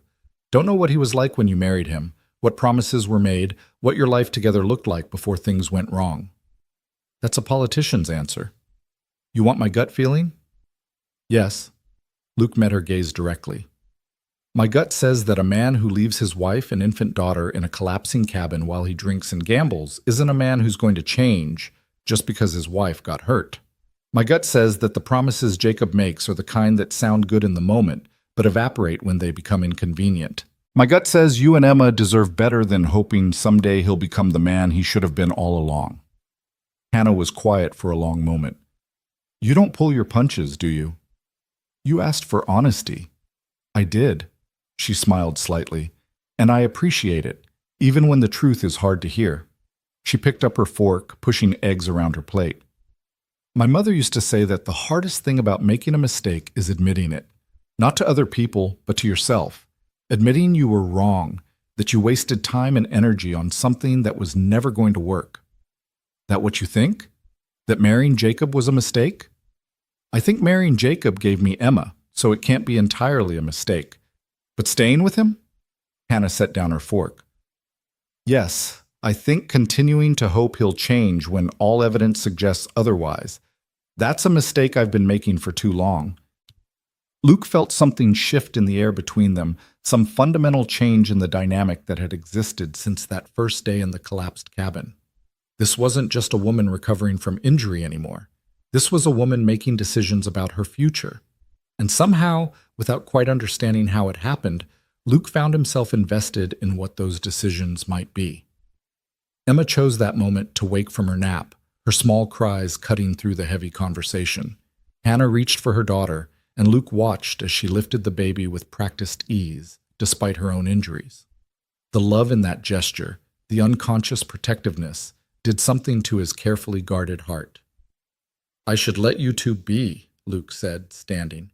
"You need anything, just call out." "Luke?" Hannah's voice stopped him at the door again. It was becoming a pattern. "Thank you for being honest. I needed to hear that."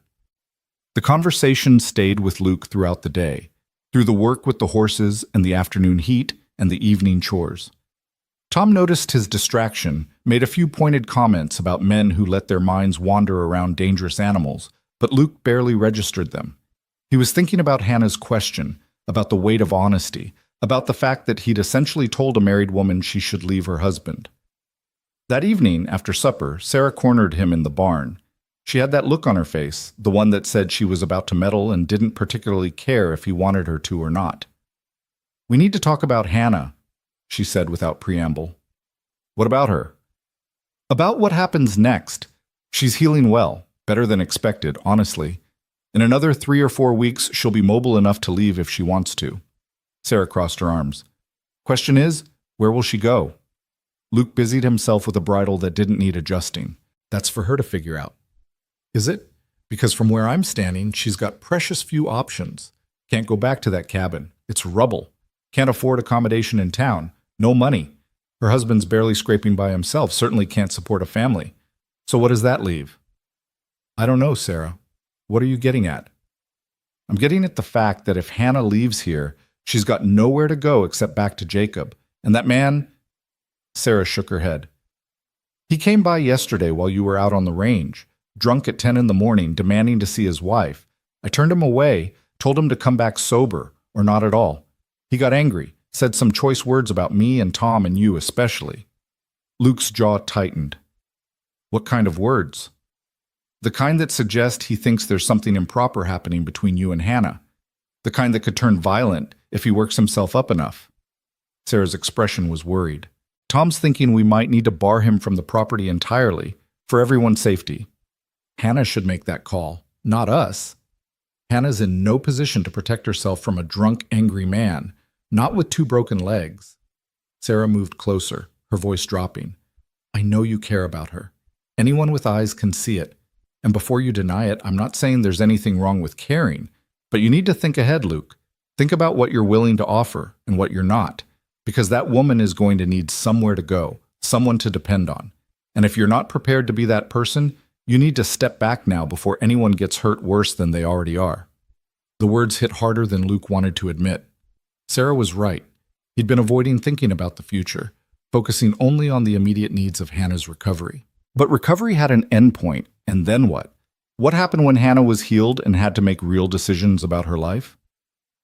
"I'm not trying to be cruel," Sarah continued, her tone softening. "I'm trying to be practical. Tom and we've talked about it.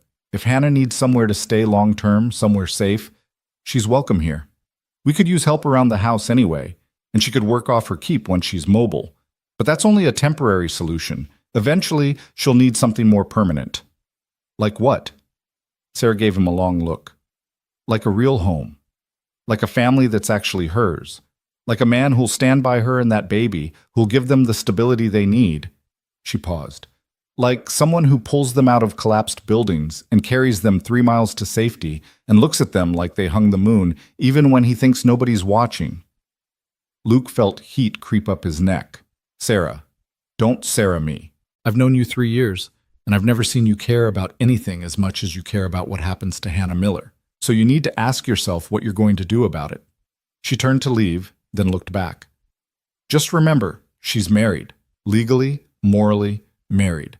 And unless that changes, there's only so far any of this can go without causing a whole heap of trouble for everyone involved." After Sarah left, Luke stood alone in the dimly lit barn, her words echoing in his head. He knew she was right. Knew he'd crossed some invisible line from helpful stranger to something more complicated. Knew that his feelings for Hannah had evolved beyond simple compassion into territory he had no business exploring. But knowing didn't change the facts. It didn't change the way his day felt incomplete until he'd checked on her.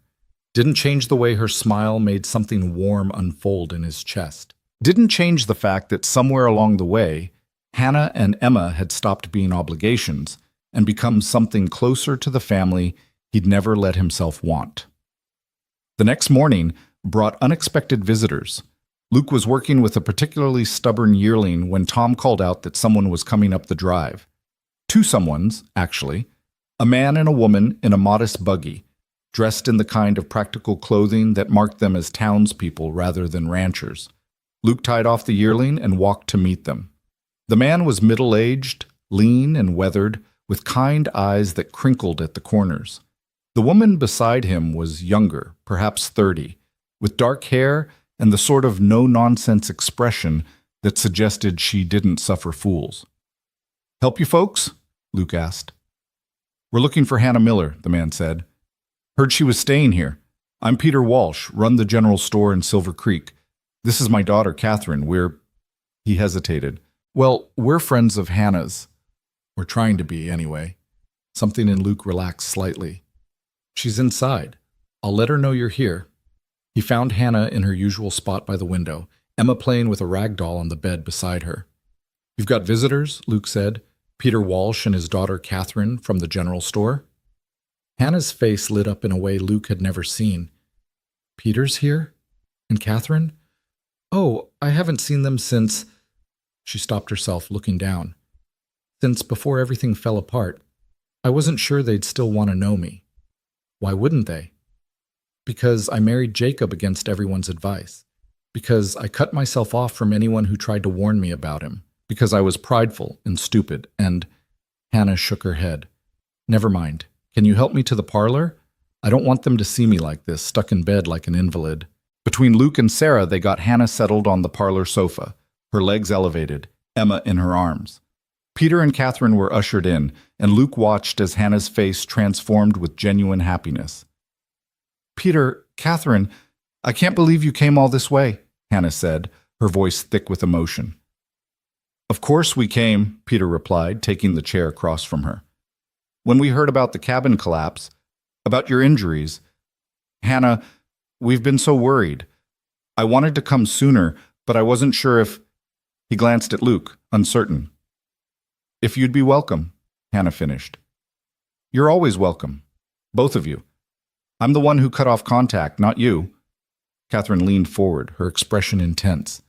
We brought some things, clothes for you and the baby, some books, food supplies. Peter wanted to bring half the store, but I convinced him that might be excessive. You didn't have to... Yes, we did, Peter interrupted gently.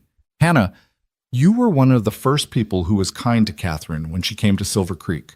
When everyone else was gossiping about why a single woman would move to a frontier town, you treated her like a person, like a friend. That meant something. Luke found himself reevaluating the woman on his sofa.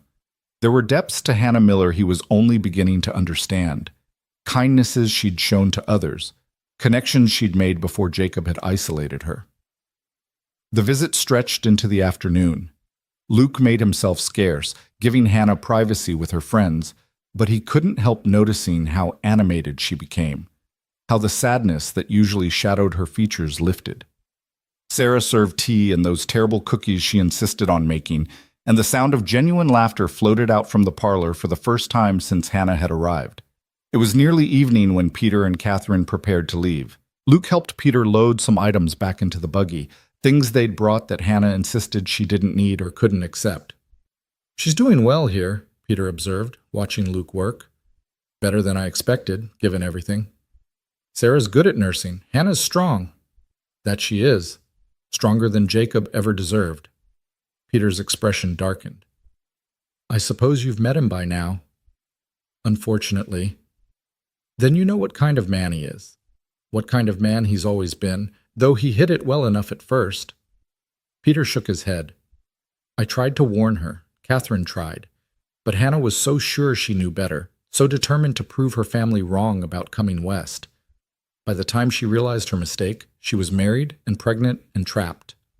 She's talking about leaving him, Luke said, not sure why he was sharing this with a near stranger, except that Peter clearly cared about Hannah's welfare.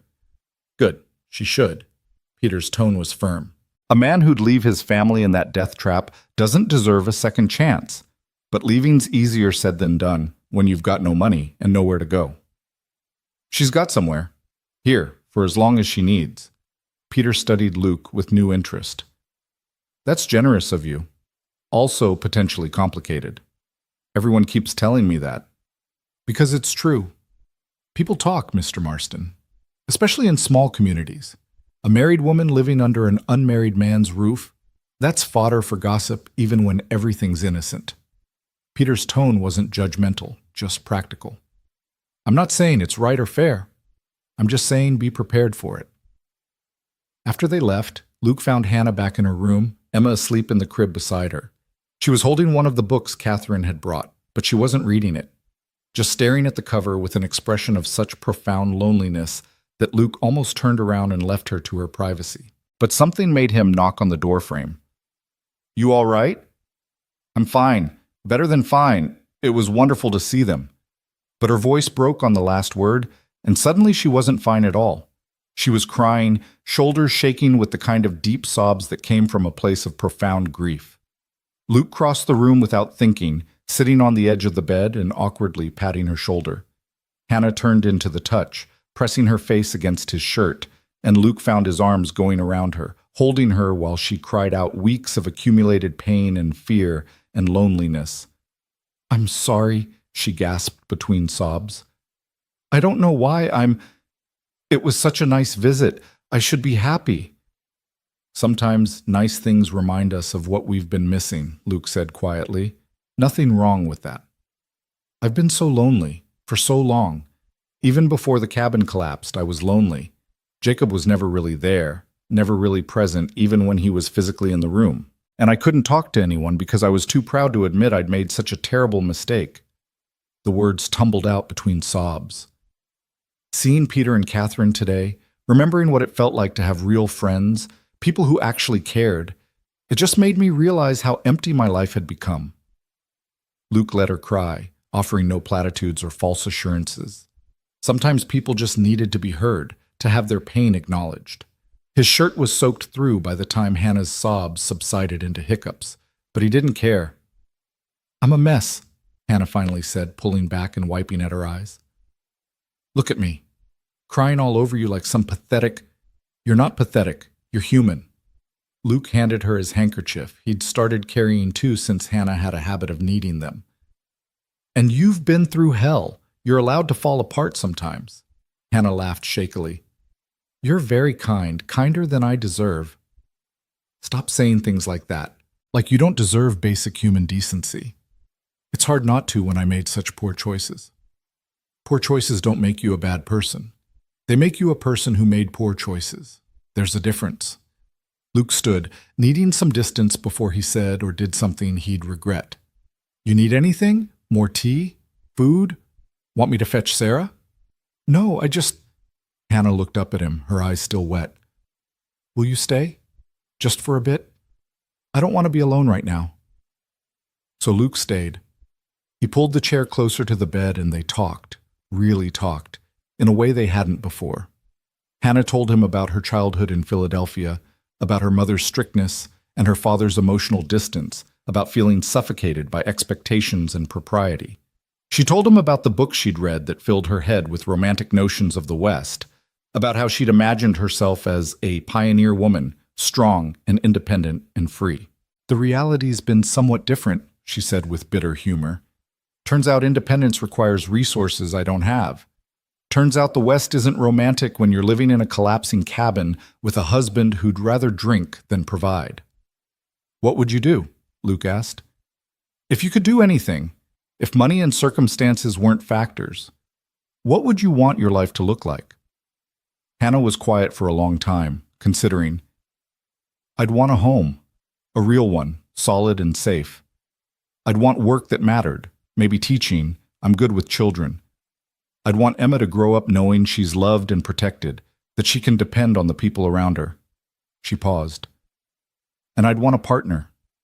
A real one, someone who shows up, who keeps his promises, who sees me as more than just a convenience or a burden." "That's not too much to ask, isn't it? Seems like asking for the moon from where I'm sitting." "Maybe you've just been asking the wrong person." The words hung in the air between them, loaded with meaning neither of them was quite ready to examine. Hannah's eyes met Luke's, and something passed between them, recognition, possibility, danger. Luke saw the moment she understood what he was implying, saw her face flush and her breath catch. "Luke!" A knock on the front door broke the moment. They both jumped, guilt flooding through Luke even though they'd done nothing wrong. He stood quickly, nearly knocking over the chair. "I should get that." "Of course. Yes. Thank you for listening." Luke fled, cursing himself for his lack of control, for letting things get too personal, too intimate. At the front door, he found Jacob Miller swaying on the porch, clearly drunk, his face flushed with anger. "Where is she?" Jacob demanded, pushing past Luke into the house. "Where's my wife?" "Jacob, you need to leave. Come back when you're sober." "Don't tell me when I can see my own wife." Jacob's voice was rising, slurring. Been hearing things. People talking in town. Saying my Hannah's shacking up with some cowboy, playing house while I'm... You're drunk and you're leaving. Luke's voice was flat, dangerous. Now. You gonna make me? Jacob squared up, fists clenched. He was bigger than Luke, had the advantage of size and inebriated rage, but Luke had sobriety and training, and a cold fury at seeing this man, this pathetic excuse for a husband, show up drunk and belligerent to a house where his injured wife was recovering, where she belongs. That's her choice to make, not yours, not mine, hers. There is no choice. We're married. That means something. Does it? The words came from behind Jacob. Hannah had somehow gotten herself to the parlor, was leaning heavily against the doorframe, her face pale but her voice steady. Does being married mean something to you, Jacob? Because from where I stand, it hasn't meant much for a long time. Jacob spun around, nearly losing his balance. Hannah, baby, you don't understand. These people are poisoning you against me, turning you against your own husband. Nobody's poisoning me. I'm thinking clearly for the first time in months. Hannah's voice was sad but firm. You need to leave, Jacob. Come back when you're sober, when you can have a civil conversation, but you don't get to come here drunk and make demands. Not anymore. You're choosing him over me? Is that what this is? Jacob pointed accusingly at Luke. You're spreading your legs for... Luke moved before he could think, his fist connecting with Jacob's jaw with a satisfying crack. Jacob went down hard, blood blooming from his split lip. Tom was there instantly, grabbing Luke's arm before he could hit Jacob again. That's enough, Tom said quietly. He's not worth it. Jacob struggled to his feet, touching his bleeding mouth with shaking fingers. You'll regret that, both of you. I'll tell everyone. I'll make sure the whole territory knows what kind of woman you really are, Hannah. What kind of whore? Get out. Sarah's voice cut through the chaos like a blade. She'd appeared with Tom's shotgun, not pointing it at anyone but making her presence known. Get off our property and don't come back. Ever. You want to see your wife? You send word through Peter Walsh and we'll arrange it in town. But you set foot on this ranch again, I'll shoot you myself. Jacob looked around at their faces. Luke's cold fury, Tom's ready stance, Sarah's unwavering determination, Hannah's sad resolve. Whatever he saw there convinced him. He backed toward the door, still bleeding, still drunk, but apparently sober enough to recognize he was outnumbered. This isn't over, he muttered. She's still my wife. Still mine. Then he was gone, stumbling down the porch steps and into the darkness. They heard him ride off, the hoofbeats fading into the night. In the sudden silence, everyone seemed to realize they'd been holding their breath. Hannah was the first to move, taking a shaky step before her legs gave out. Luke caught her, lifting her easily despite his own trembling adrenaline. He carried her back to her room, Sarah following close behind with Emma, who'd started crying during the confrontation. I'm sorry, Hannah was saying over and over. I'm so sorry. I never meant to bring this kind of trouble to your home. Hush now, Sarah soothed, taking Emma and rocking the baby. This isn't your fault. That man's been heading down this path for a long time. You just happened to be in the way.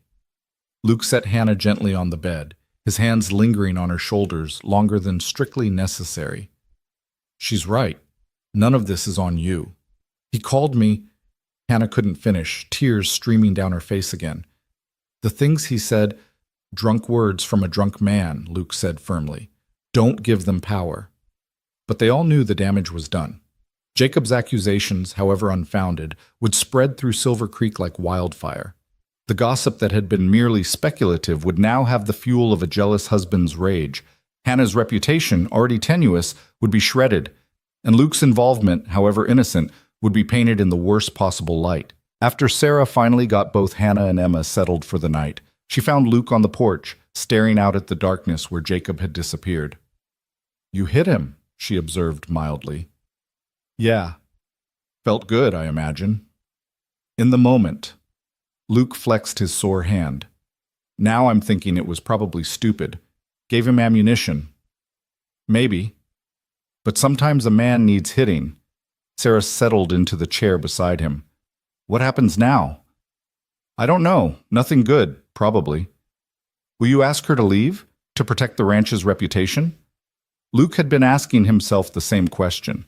The practical answer was yes, send Hannah to town, distance himself from the situation, let her figure out her marriage without his interference. It was the smart choice, the safe choice. No, he said finally. She stays as long as she needs to stay. Even if it costs you? Even then. Sarah was quiet for a moment. Then, you love her. It wasn't a question. Luke didn't bother denying it, didn't even try.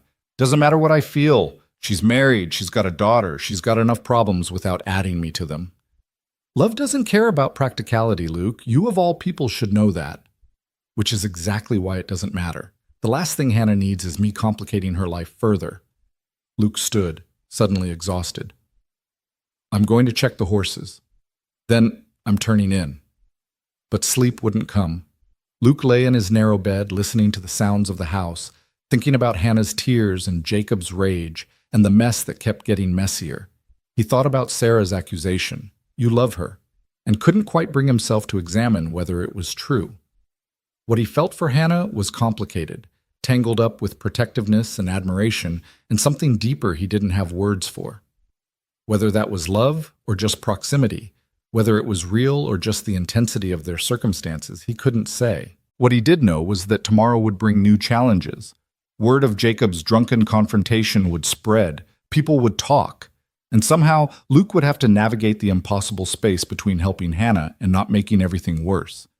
He just hoped he was strong enough for what came next. Morning came with a cold rain that matched Luke's mood. He'd finally fallen asleep near dawn, only to wake 2 hours later feeling like he'd been trampled by horses. His hand throbbed where he'd hit Jacob, the knuckles swollen and bruised. A fitting reminder of his loss of control, of how close he'd come to doing real damage. Tom was already in the barn when Luke arrived, mucking out stalls with the methodical efficiency of a man who'd done this work for 40 years. He glanced at Luke's hand but said nothing, which was somehow worse than a lecture would have been. They worked in silence for an hour before Tom finally spoke. Sarah wants you to know that Hannah barely slept, kept Emma up most of the night crying. Sarah gave her some of that tea Doc Brennan left, the one with the sedative, and she finally dozed off around sunrise. Luke stabbed his pitchfork into the hay with more force than necessary. Jacob say anything else after he left? Do anything? Not that I heard. But I've been expecting him to come back with friends, make more trouble. Man like that doesn't take humiliation well. Tom paused. Peter Walsh stopped by early this morning, said he heard about the confrontation, news travels fast, and wanted to check on Hannah. He also wanted to warn you. Warn me about what? Jacob's been at the Lucky Strike since last night, telling anyone who'll listen that you stole his wife, that Hannah's having an affair, that Emma might not even be his daughter, that you and her planned the whole thing from the beginning. Tom's expression was grim. Most folks know Jacob's full of hot air when he's drunk. But some of it sticks, Luke. Some people will believe it just because it's interesting. Luke felt sick. Hannah doesn't deserve this.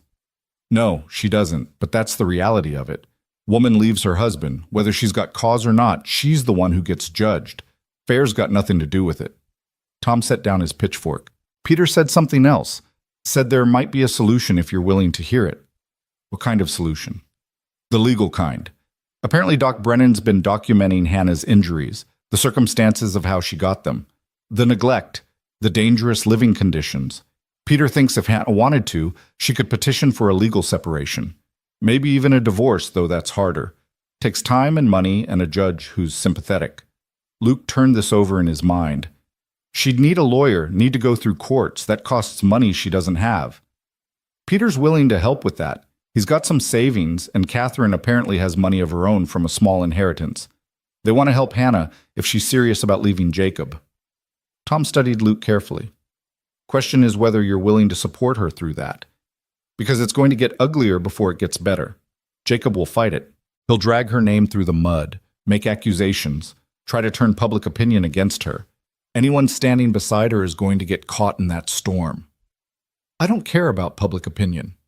You say that now. But when the church ladies won't talk to you in town, when men you've known for years won't meet your eyes, when business suffers because people think you're a homewrecker, you might feel different. Luke met Tom's gaze squarely. I won't feel different. Hannah needs help. She needs someone on her side. If that someone's got to be me, then that's what it is. Tom nodded slowly, something like approval crossing his weathered face. Just wanted to make sure you'd thought it through. This isn't just about pulling someone out of a collapsed building anymore. This is about standing with her through a long, messy fight. That's a different kind of commitment. I know what it is. After finishing his morning work, Luke steeled himself and knocked on Hannah's door. Sarah answered, looking exhausted. She's awake. Been asking for you, actually. I'll give you two some privacy. She slipped past him with a meaningful look. Hannah was sitting up in bed, Emma in her arms, both of them looking fragile in the gray morning light. Her eyes were red-rimmed from crying, her face pale and drawn. She looked like she'd aged years overnight. Luke, her voice was barely above a whisper. I'm so sorry. About last night. About everything. He pulled up the chair, noting how she flinched slightly as if expecting him to yell, as if she thought he might be angry with her for Jacob's behavior. You've got nothing to apologize for. Yes, I do. This is my mess, my mistake in marrying him, and now you're caught up in it, your reputation being destroyed because of me. Fresh tears spilled down her cheeks. The things he said about us, about me, people will believe them, Luke. They'll think the worst because that's what people do. And you don't deserve that. You've been nothing but kind and honorable, and now you're being painted as someone who cares what happens to you. Yeah, I can live with that. Luke leaned forward, his voice gentle but firm. Listen to me. Whatever Jacob says, whatever gossip spreads through town, I don't care. What I care about is that you and Emma are safe, that you've got a chance at a better life than what Jacob was giving you. But your reputation, my reputation's my business to worry about. Yours is more important right now. He paused, choosing his words carefully. Tom talked to Peter Walsh this morning. Peter thinks you've got grounds for a legal separation from Jacob, maybe even a divorce if you want to go that far. He's offering to help with the legal costs. Hannah's eyes widened. Peter would do that? Why? Because he's your friend. Because he knows what kind of man Jacob is and what kind of woman you are. Luke hesitated. But I'm not going to lie to you. It won't be easy. Jacob will fight it. The process will be long and painful, and you'll need somewhere stable to live while it's happening, somewhere Jacob can't harass you. You mean here, if you're willing, if you can stand a few more months of people talking. Luke watched her face carefully. But I want you to understand something. This isn't charity. Sarah wasn't exaggerating when she said we could use help around the ranch. Once you're mobile, there's work you can do, bookkeeping, cooking, helping with the horses if you're comfortable with them. You'd be earning your keep, not taking handouts. Hannah was quiet for a long moment, looking down at Emma. The baby had fallen back asleep, her small fist curled against her mother's chest. I never imagined my life would come to this. Dependent on the kindness of near strangers, fighting my own husband in court, trying to build something from nothing. Sometimes life doesn't go the way we imagined. Doesn't mean it's over. Just means it's different. You make it sound simple. It's not simple. It's hard as hell. But hard doesn't mean impossible. Luke stood, needing to move before he said something he couldn't take back. You think about it. Talk to Peter if you want more details about the legal side. But whatever you decide, you've got a place here as long as you need it. Luke? Hannah's voice stopped him at the door yet again. This was becoming their ritual. Why are you doing this? Really, you barely know me. You don't owe me anything. He turned back, meeting her eyes. Maybe I'm just doing what someone should have done a long time ago, looking out for someone who deserves better than what she got. The next few days brought an uneasy calm. Jacob didn't return to the ranch, though reports filtered back through town that he was still drinking heavily and spreading his accusations. Hannah spent hours in conversation with Peter Walsh, who rode out to the ranch with paperwork and legal documents that needed her signature. Catherine came too, bringing more supplies and, more importantly, moral support. Luke watched Hannah transform during these visits. The defeated woman who'd cried herself to sleep was gradually replaced by someone harder, more determined. She pored over the legal documents with fierce concentration, asked sharp questions about her rights and options, made decisions with a clarity that surprised everyone, including herself. I want a divorce, she told Peter during one visit, her voice steady. Not just a separation, I want to be done with Jacob Miller completely. I want Emma to have a chance at a real family, and she can't have that while I'm still legally tied to a man who's never going to be a real father. Peter had explained the challenges. Montana Territory had strict divorce laws, required proof of extreme cruelty or abandonment, could take months or even years to finalize. But Hannah was undeterred. She had proof of neglect, of the dangerous conditions Jacob had forced them to live in, of his gambling and drinking. Doc Brennan's medical reports documented her injuries in clinical detail. The collapsed cabin was physical evidence of Jacob's failure to provide basic safety. It won't be pleasant, Peter warned. Jacob will have to be served papers. There will be a hearing. He'll likely contest it, make counter-accusations. The judge will scrutinize every aspect of your life, including your current living arrangements. Let him scrutinize, Hannah said, her jaw set. I've got nothing to hide. I'm living under the roof of decent people who've shown me more kindness in a few weeks than my husband managed in a year of marriage. If that's scandalous, then I guess I'm scandalous. Luke, listening from the hallway where he'd been passing with a load of firewood, felt something fierce and proud swell in his chest. This was the real Hannah Miller, not the broken woman from the collapsed cabin, but someone with steel in her spine and fire in her heart. The paperwork was filed on a Wednesday. By Friday, the whole territory seemed to know. Luke went into Silver Creek for supplies and felt the weight of stairs, heard the whispered conversations that died when he approached. Mrs. Henderson from the church actually crossed the street to avoid him.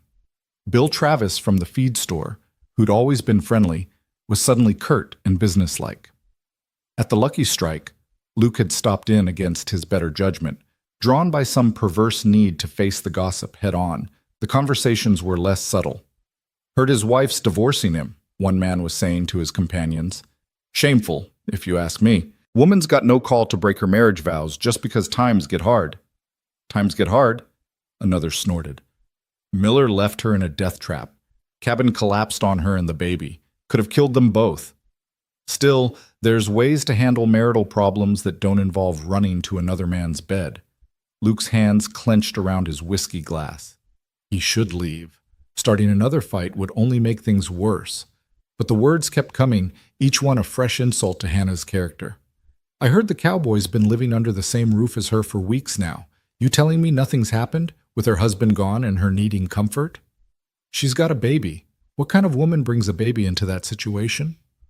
The kind who was looking for a way out and found herself a convenient rescuer. Luke set down his glass with enough force to crack it. The conversations around him died.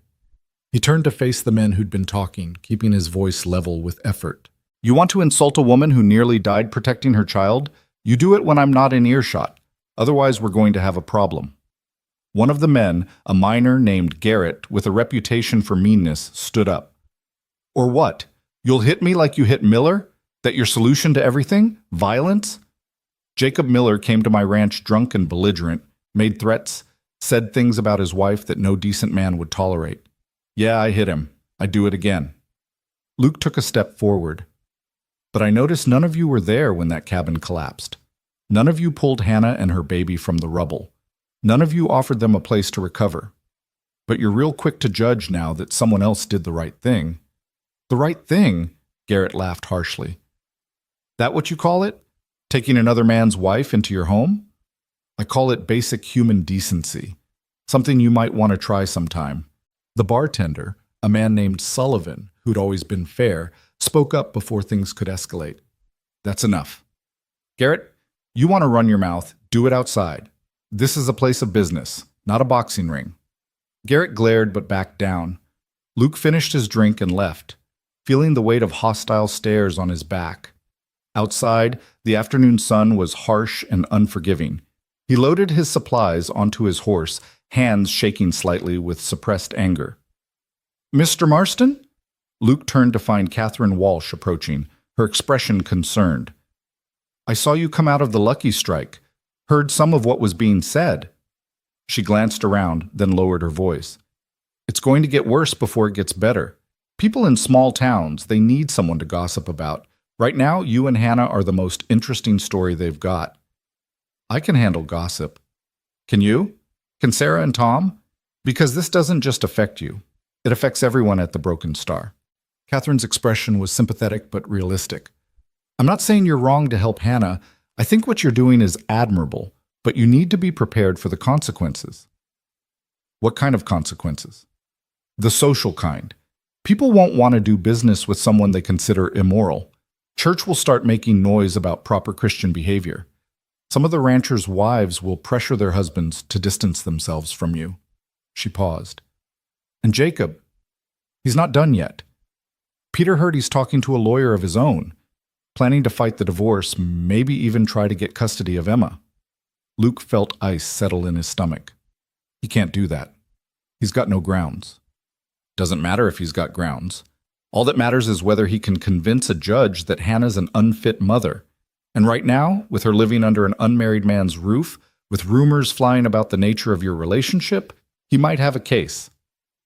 There is no relationship. Not like that. Catherine gave him a long look. Isn't there? Because from where I stand, the way you look at her, the way she looks at you, it's not nothing, Mr. Marston. Maybe nothing's happened, maybe you've both been perfectly proper, but the feeling's there. Anyone with eyes can see it. Luke wanted to deny it, but the words stuck in his throat. Because Catherine was right. What he felt for Hannah had grown beyond simple concern into something deeper, more complicated. He couldn't pinpoint when it had happened, maybe during one of their late-night conversations, or watching her with Emma, or seeing her find her strength despite everything she'd been through. But somewhere along the way, Hannah Miller had become essential to him in a way that terrified and thrilled him in equal measure. It doesn't matter what I feel, Luke finally said. She's married. She's got enough problems without me adding to them. She won't be married forever. Divorce takes time, but it happens. And when it does, Catherine trailed off meaningfully. Just think about what you want, Mr. Marston, and be honest with yourself about what you're willing to fight for. The ride back to the ranch gave Luke too much time to think. Catherine's words echoed in his head, mixing with the gossip from the saloon, with Tom's warnings, with Sarah's observations. Everyone could see what he'd been trying to deny, that his feelings for Hannah had crossed some invisible line from appropriate concern into dangerous territory. And the worst part was, he wasn't sure he wanted to go back. Hannah was in the kitchen when he arrived, having progressed in recent days to using crutches for short distances. She was attempting to help Sarah with dinner preparation, though from the looks of things, she was causing more chaos than assistance. Flour dusted her hair and dress, and she was laughing at something Sarah had said. A real laugh, full and genuine. The sound stopped Luke in his tracks. This was what Hannah could be without the weight of Jacob dragging her down. Joyful, engaged, alive. And he wanted to be part of that, wanted to be the one who made her laugh, who gave her reasons to smile, who built a life with her that included moments like this. But wanting and having were different things. And right now, wanting had to be enough. That night, after Emma was asleep and the house had settled into quiet, Luke found himself on the porch again, his refuge when thoughts became too tangled. Hannah joined him unexpectedly, navigating the steps carefully on her crutches. Mind company? She asked. Never. She settled into the chair beside him with a sigh of relief, propping the crutches against the railing. For a while they sat in comfortable silence, listening to the night sounds of the ranch, horses shifting in the barn, an owl calling in the distance, the wind in the cottonwoods. Peter told me Jacob's going to fight the divorce, Hannah said finally. Said he might try to claim I'm an unfit mother, try to get custody of Emma. He won't succeed. You don't know that. Jacob can be charming when he wants to be, and I'm the one living with an unmarried man, depending on charity, no money of my own. A judge might see that as unstable. A judge would see that you're recovering from injuries sustained because your husband was negligent, that you're making smart decisions to protect yourself and your daughter. Luke turned to look at her. But I've been thinking, maybe it would be better if you moved to town, stayed with Peter and Catherine, or found a room somewhere, distance yourself from the gossip. Hannah was quiet for a long moment. Then, is that what you want? For me to leave? No. The word came out more forcefully than Luke intended. But what I want doesn't matter. What matters is what's best for you and Emma. And you think what's best is for me to leave here? Leave the people who've shown me more kindness than anyone else in my life? Leave the place where I finally feel safe. Hannah's voice was tight with emotion. Or is this really about protecting yourself from the gossip? It's about protecting you from Jacob's accusations. If you're living in town, working somewhere respectable, he can't paint you as what? As a woman who's having an affair with her rescuer. People already believe that, Luke. Moving to town won't change their minds. It'll just confirm that there was something to hide. Hannah gripped the arms of her chair. I'm done hiding, done letting other people's judgment dictate my choices. I'm staying here as long as you'll have me, and if people want to talk, let them talk. You say that now, son. I say that because I mean it. Hannah turned to face him fully. You've been nothing but honorable. You've given me a safe place to heal, helped me find the courage to leave a bad situation, stood by me when you had every reason to walk away. I won't repay that by running scared at the first sign of trouble. Hannah, let me finish. Her eyes were fierce in the moonlight. I know this is complicated. I know my being here causes you problems, but I also know that for the first time since I married Jacob, I feel like myself again. Like I'm a person who matters, not just someone's wife or someone's burden. And that's because of you, because of how you see me, how you talk to me, how you treat me like I have value beyond my ability to serve someone else's needs. Luke's throat felt tight. You've always had value. Jacob was just too stupid to see it. Maybe. But you helped me see it in myself again, and I won't apologize for wanting to stay in a place where I'm reminded of my own worth. Hannah reached out, her hand covering his on the chair arm. So unless you're telling me you want me gone, I'm staying. We'll face whatever comes together. The touch of her hand sent warmth through Luke's entire body. He knew he should pull away, maintain appropriate distance, remember all the reasons why this was complicated and dangerous. Instead, he found himself turning his hand over, threading his fingers through hers. I don't want you gone, he said quietly. That's the problem. I should want you to leave, should want to protect my reputation and the ranch's standing, but I don't. I want you here. Want to see you getting stronger every day. Want to watch Emma grow. Want to hear you laugh and see you smile and listen to your voice when you talk about the future like it's something worth hoping for. Hannah's breath caught. Luke, I know it's not appropriate. I know the timing's terrible and you're still married and there's 100 reasons why I shouldn't feel this way. Luke met her eyes, letting her see the truth he'd been hiding. But I do. I feel it anyway. And I'm trying real hard to do the right thing here, but it's getting harder every day. What if the right thing isn't pushing me away? Hannah's voice was barely above a whisper. What if the right thing is admitting that we both feel something? That there's a connection here worth acknowledging even if we can't act on it yet? Yet? I won't be married forever. The divorce will happen. And when it does, she squeezed his hand. When it does, I want to know that you'll still be here.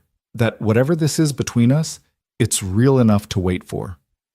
Luke felt like he was standing at the edge of a cliff, about to jump without knowing what lay below. This was a promise, or as close to one as they could make given the circumstances. An acknowledgement that what existed between them wasn't just proximity or gratitude or the intensity of their situation, but something genuine and worth pursuing. I'll be here, he said, however long it takes. They sat like that for a long time, hands clasped, neither speaking, just existing in the shared understanding of what had been acknowledged. Luke knew they'd crossed a line, knew that Tom and Sarah would have opinions about this development, knew that it would complicate an already complicated situation. But for the first time since pulling Hannah from that collapsed cabin, Luke felt like he was on solid ground, like he knew what he was fighting for and why it mattered. Hannah wasn't just someone he'd rescued, she was someone he'd chosen, someone worth standing beside through whatever storm was coming. The storm arrived sooner than expected.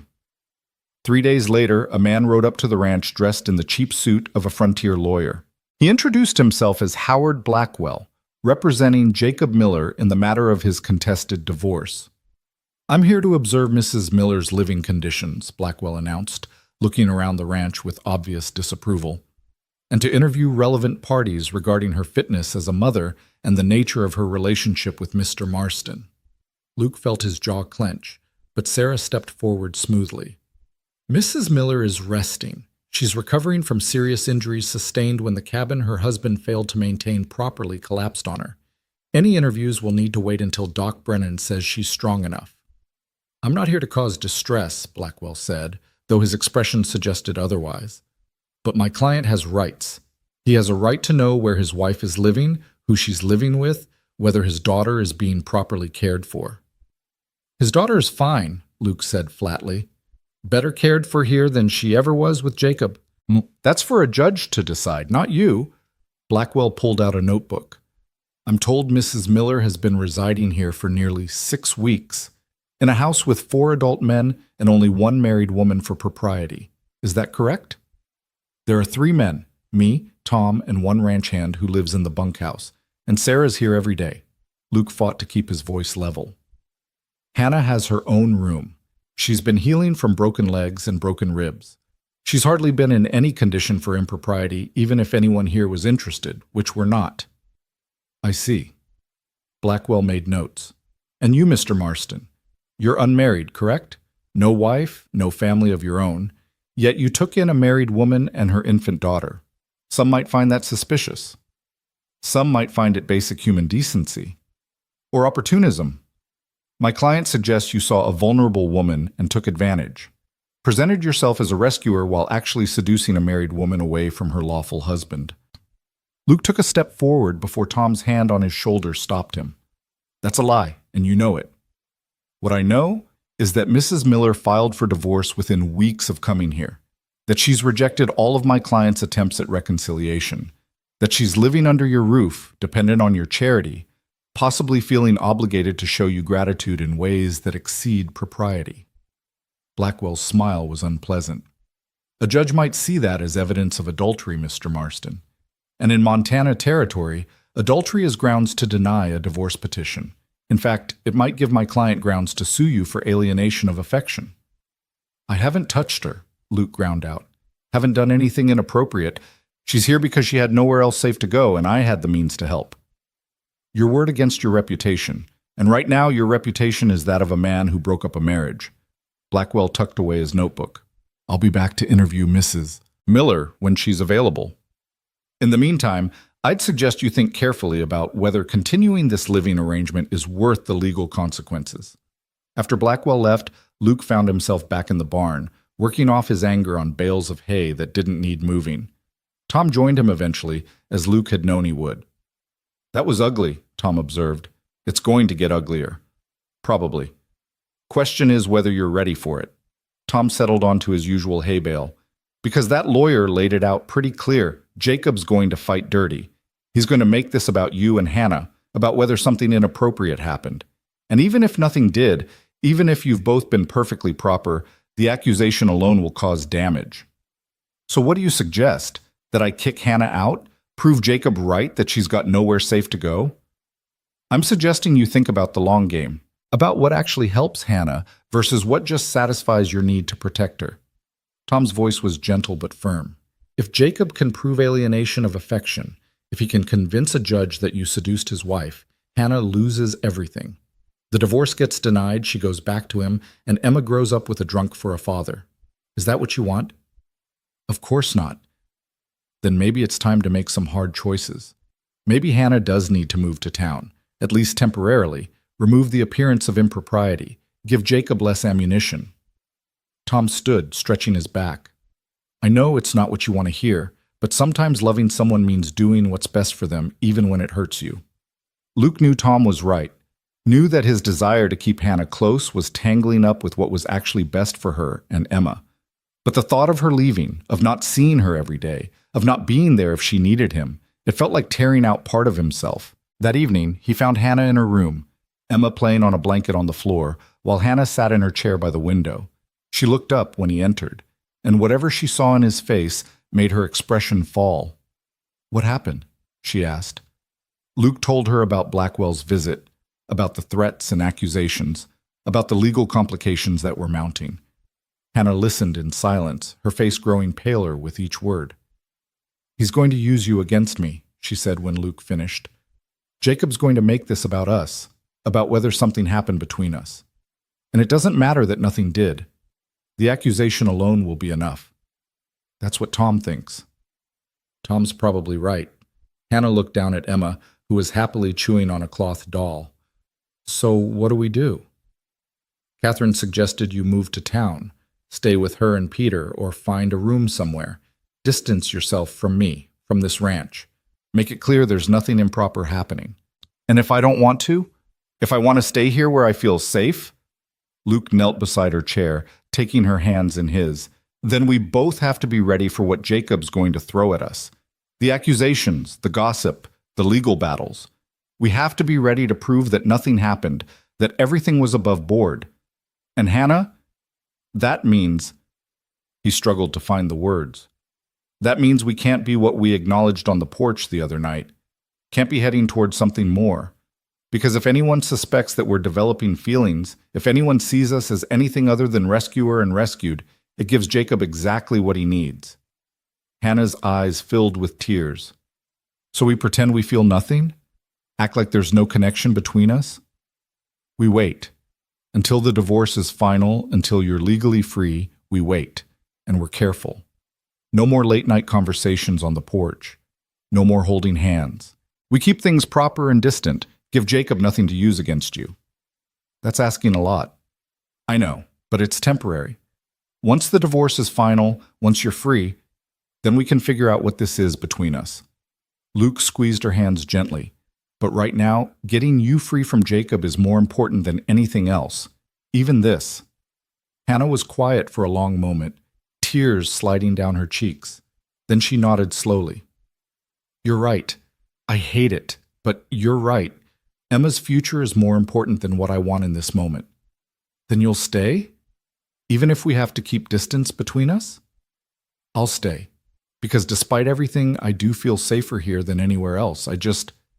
She pulled her hands free, wiping at her eyes. I just wish we'd met under different circumstances. Wish I'd found you before Jacob. Wish we had time to explore this without lawyers and divorces and accusations hanging over us. We'll have that time, Luke promised. Just not yet. So began the strangest period of Luke's life, living under the same roof as Hannah, seeing her every day, but maintaining a careful distance that felt unnatural and wrong. They were polite and formal with each other, their conversations limited to practical matters about Emma's care and Hannah's recovery. The easy rapport they developed was replaced by awkward silences and careful avoidance of anything personal. Sarah noticed, of course. You two are miserable, she observed one afternoon while Luke was helping her hang laundry. Whatever you decided, it's making you both unhappy. It's temporary, Luke said tersely, just until the divorce is final. And if the divorce takes months, years, you're going to spend all that time pretending you don't care about each other?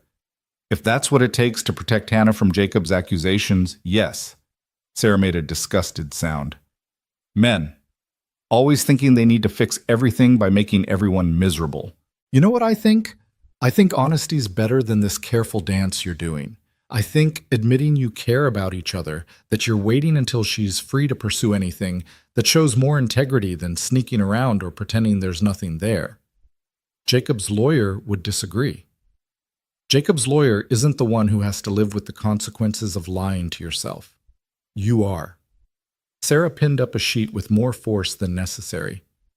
Just think about what you're sacrificing, Luke, and whether it's actually helping or just making you both suffer for no good reason. But Luke maintained the distance, followed the rules he'd set for himself and Hannah. Even when he saw her crying quietly in her room one night, even when Emma reached for him and Hannah had to be the one to comfort her, even when every instinct screamed at him to cross that space and hold them both. Because as much as it hurt, as wrong as it felt, Luke knew that Hannah's freedom was worth any temporary pain. And he'd promised to be there when the dust settled, when the divorce was final, when they could finally explore what existed between them without lawyers and judges and angry husbands complicating everything. He just had to be strong enough to wait. They both did. And somehow, they would be. The weeks that followed tested Luke in ways he'd never imagined. Maintaining distance from Hannah while living under the same roof felt like trying to hold his breath underwater. Technically possible, but unnatural and unsustainable. He watched her grow stronger each day, saw her begin to walk without crutches, witnessed Emma's first attempts at crawling, and had to content himself with polite smiles and carefully neutral comments instead of the shared joy that wanted to burst from his chest. Hannah seemed to be struggling just as much. Luke caught her watching him sometimes when she thought he wasn't looking, her expression a mix of longing and frustration that mirrored his own feelings. But they both held to the agreement, maintained the proper distance, gave Jacob's lawyer nothing to use against them. The divorce proceedings crawled forward with agonizing slowness. Peter Walsh reported that Jacob was contesting every aspect of the petition, demanding delays, filing counter motions, doing everything possible to drag out the process. His lawyer, Blackwell, had deposed Doc Brennan about Hannah's injuries, interviewed several Silver Creek residents about the Millers' marriage, and made it clear he intended to paint Hannah as an unfaithful wife who'd abandoned her husband for greener pastures. It was during the 8th week of Hannah's residence at the Broken Star that the situation took an unexpected turn. Luke was in the North pasture, working with a young mare who showed promise as a cutting horse, when Tom rode out to find him. "You need to come back to the house," Tom called out, his face grim. "We've got a situation." Luke's heart lurched. "Is it Hannah? Emma? They're fine, physically, but Jacob showed up about an hour ago, sober for once. Says he wants to talk to Hannah, just talk. Sarah's with them in the parlor, making sure everything stays civil. But Hannah asked for you." Luke didn't need to hear more. He left the mare in Tom's capable hands and rode hard back to the ranch. In the parlor, he found Hannah sitting ramrod straight on the sofa, Emma on her lap, while Jacob occupied the chair across from them. Sarah stood near the door, her expression making it clear she was ready to intervene if necessary. Jacob looked different than the last time Luke had seen him, still haggard, still worn, but there was something in his eyes that hadn't been there before, something that might have been clarity or shame, or both. "Luke." Jacob stood when Luke entered, his hands fidgeting nervously. "I was just telling Hannah, I'm not here to cause trouble. I just want to talk, really talk, not fight or make accusations or any of that." Luke positioned himself near Hannah, close enough to intervene but far enough to respect the distance they'd been maintaining. "About what?" "About everything. About what a fool I've been. About how badly I've failed as a husband and father." Jacob's voice cracked. "About how you were right to hit me that night, and how I deserved a hell of a lot worse." Hannah shifted Emma on her lap, her expression wary. "What brought this on, Jacob? The last I heard, you were telling anyone who'd listen that I was an adulteress, that Luke seduced me, that you were going to fight the divorce with everything you had." "I was. I did. I've been—" Jacob slumped back into his chair, looking older than his years. "I've been drinking myself to death and lying to everyone, including myself. Telling myself that you were the problem, that if you'd just been more patient, more understanding, everything would have been fine. But then 3 days ago, I woke up in an alley behind the Lucky Strike. Couldn't remember how I got there, couldn't remember the last time I'd eaten a real meal or slept in a bed. And I looked at myself, really looked, and I saw what everyone else has been seeing, a pathetic drunk who destroyed his own life and blamed everyone else for it." "So you got sober," Hannah said, her tone carefully neutral. "That's good, Jacob. It's what you should have done months ago. Years ago. Should have done it years ago." Jacob leaned forward, his eyes pleading.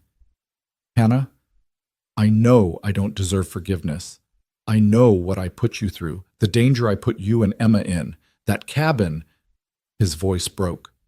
"You could have died because I was too proud to admit I couldn't afford a better place, too busy gambling away what little money we had on sure things that never came through. I'm not going to argue with you about the past, Jacob. What's done is done." I know, and I'm not here asking you to take me back. I'm here to tell you that I'm not going to fight the divorce anymore. I'm going to sign whatever papers need signing. I'm going to let you go because it's the right thing to do, the only decent thing I've done in a long time." The silence that followed was heavy with surprise. Even Sarah looked taken aback. Luke watched Hannah's face carefully, saw the play of emotions there. Shock, relief, suspicion, sadness. "Why now?" Hannah finally asked. "Why the change of heart?" Jacob reached into his jacket and pulled out a folded letter, its edges worn as if it had been read many times. "This came 2 days ago. From my father back in Ohio. He's dying, Hannah. Consumption. Doesn't have long. And in this letter, he told me he was disappointed in the man I'd become. Said he'd heard about how I was living, about the wife and daughter I was neglecting. Said he hoped I'd find the courage to be better before it was too late. He held out the letter toward Hannah, who took it hesitantly. Luke watched as she read, saw her expression soften despite everything. "I'm sorry, Jacob," Hannah said quietly. "I know you and your father had a complicated relationship, but I also know you loved him. He was the one who taught me about honor, about being a man who keeps his promises, and I became the opposite of everything he tried to teach me." Jacob wiped at his eyes roughly. "I can't fix what I've done to you. Can't undo the pain or the fear or nearly getting you killed. But I can stop making things worse. I can sign the papers, testify that you've been a good mother, that the collapse was my fault for keeping you in that unsafe cabin. I can tell the truth for once in my miserable life." Hannah looked at Luke then, a question in her eyes. He gave the smallest nod, leaving the decision to her but supporting whatever she chose. She turned back to Jacob, her voice steady despite the emotion Luke could see she was holding back. "If you mean this, if you're really going to stop fighting and let me go, then I appreciate it.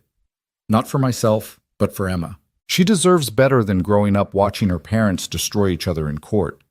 Hannah paused, choosing her words carefully.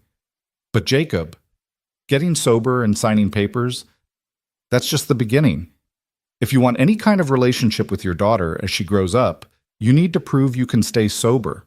Prove you can be reliable. That's going to take time and consistency. I know, and I will. I'm going back to Ohio, going to be with my father for whatever time he has left. After he's gone, I don't know. Maybe I'll stay there, try to start over somewhere I haven't already burned every bridge."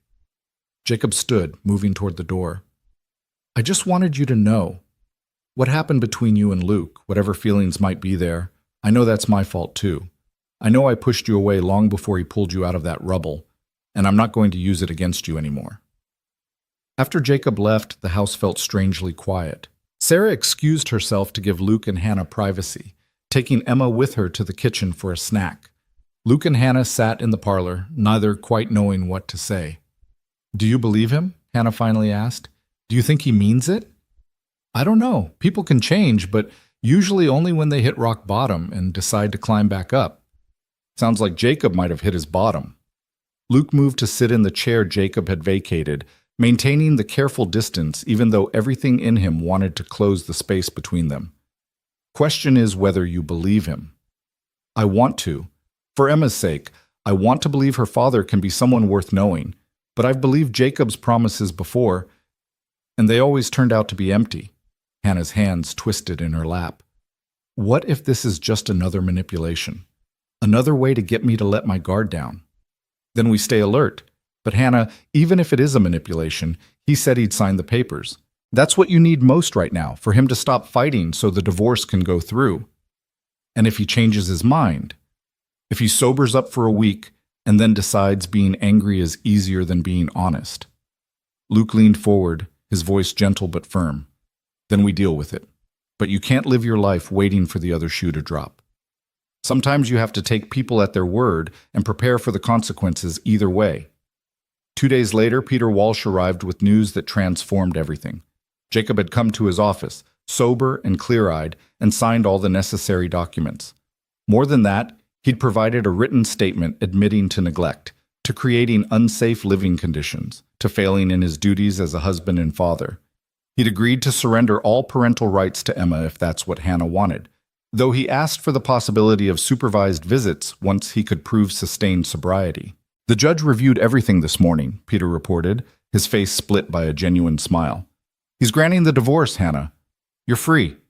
The official decree will be issued within the week, but legally, as of today, you're no longer married to Jacob Miller." Hannah's face went through a series of transformations: shock, disbelief, relief, and finally a joy so pure it made Luke's chest ache. She covered her mouth with both hands, tears streaming down her face, and for a moment she seemed unable to speak. "I'm free?" she finally whispered. "Really free?" "Really free," Peter confirmed. "It's over, Hannah. You won." After Peter left, Hannah retreated to her room, needing time to process the magnitude of what had just happened. Luke gave her space, threw himself into work, tried to ignore the way his heart was racing with a mixture of hope and fear. The barrier that had kept them apart was gone, dissolved by Jacob's unexpected cooperation. But that didn't mean Hannah would want what Luke wanted. Didn't mean that freedom from one relationship meant readiness for another. That evening, after Emma was asleep and the house had settled into quiet, Luke found himself drawn to the porch again. The Montana sky was ablaze with stars, the air cool and crisp with the promise of autumn approaching. He'd been sitting there maybe 10 minutes when the door opened and Hannah emerged. She'd put on one of the dresses Catherine had brought her, a simple blue calico that brought out her eyes. Her hair was loose around her shoulders instead of pinned up as she usually wore it, and she was walking without any support, her legs fully healed at last. "May I?" she asked, gesturing to the chair beside him. "Always." They sat in silence for a moment, the comfortable kind they'd shared before Jacob's lawyer had forced them apart. Luke was acutely aware of her presence, of the way her hands rested in her lap, of the slight smile playing at the corners of her mouth. "I've been thinking," Hannah said finally, "about what happens now, about what I want my life to look like going forward." Luke's heart hammered against his ribs. "And what did you decide?" "I decided that I've spent too much time living according to other people's expectations. First my parents, then Jacob, then everyone in Silver Creek with their opinions about what a proper woman should do." She turned to look at him, her eyes bright in the starlight. "I'm done with that. Done letting fear or propriety or worry about gossip dictate my choices." "That's good. You should live your own life." "I want to stay here, at the Broken Star. Sarah's offered me permanent work helping around the ranch, cooking, bookkeeping, helping with the horses once I'm confident enough. It would give me a way to support myself and Emma, give us stability while I figure out what comes next." Hannah paused. "But I need to know if that's all right with you, if having me here long-term is something you're comfortable with." Luke felt like he was standing on the edge of that cliff again, the one he'd imagined weeks ago. Except this time, he could see what lay below. A future that included Hannah and Emma, days filled with shared meals and conversations, nights on this porch watching stars together. It was terrifying and exhilarating in equal measure. "I want you to stay," he said carefully. "But Hannah, I need you to understand something. These past weeks, keeping distance between us, pretending I didn't feel what I felt, that was one of the hardest things I've ever done. And now that there's no legal reason for that distance, I don't know if I can maintain it." "Who's asking you to?" Hannah's voice was soft but certain. "Luke, do you remember what I said that night on the porch, before we decided to keep distance between us? I asked if you'd still be here when the divorce was final, if whatever this is between us was real enough to wait for." "I remember." "Well, the divorce is final. I'm free. And you're still here." She reached out, her hand covering his on the chair arm, just like she had that night. "So I guess the question now is, what do we do with this connection we've been ignoring?" Luke turned his hand over, threading his fingers through hers, feeling the rightness of the gesture after weeks of careful avoidance. "I guess we see where it goes. Slowly, carefully, giving you time to figure out who you are now that you're not Jacob's wife. No pressure, no expectations, just..." He struggled to find the words. "Just letting this be what it is." "And what is it? What do you think this is between us?" Luke met her eyes, letting her see everything he'd been holding back. "I think it's the beginning of something that could be real, something lasting. But I also think you've been through hell and back, and you need time to heal, not just physically, but emotionally. You need time to be yourself, to figure out what you want without someone else's needs or expectations clouding your judgment." "What if I already know what I want?" "Then we'll get there. But let's get there right this time. Let's build something solid, something that can weather storms because we took the time to lay a proper foundation." Luke squeezed her hand gently. "You're worth the wait, Hannah. You and Emma both. So we take our time, we do this right, and we don't rush just because we can." Hannah was quiet for a moment, then she laughed, a real laugh, full of relief and happiness. "You know what? That's the most romantic thing anyone's ever said to me. Not flowers or poetry or grand gestures, just patience, respect, a promise to do things right. I'm not much for flowers or poetry anyway." "Good, because neither am I." She shifted closer, still holding his hand, her shoulder brushing his. But I do like this. Sitting here with you, not having to measure every word or worry about who's watching, just being. They sat like that until the stars wheeled overhead and the night grew cold enough to drive them inside. When they parted at Hannah's door, Luke almost pulled her close, almost kissed her the way he'd been wanting to for weeks. But he held back, content with the gentle squeeze of her hand and the promise in her eyes. There would be time for more. They had time now. The days that followed felt like emerging from a long winter into spring. Hannah took on more responsibilities around the ranch, proving herself capable in ways that surprised even Sarah.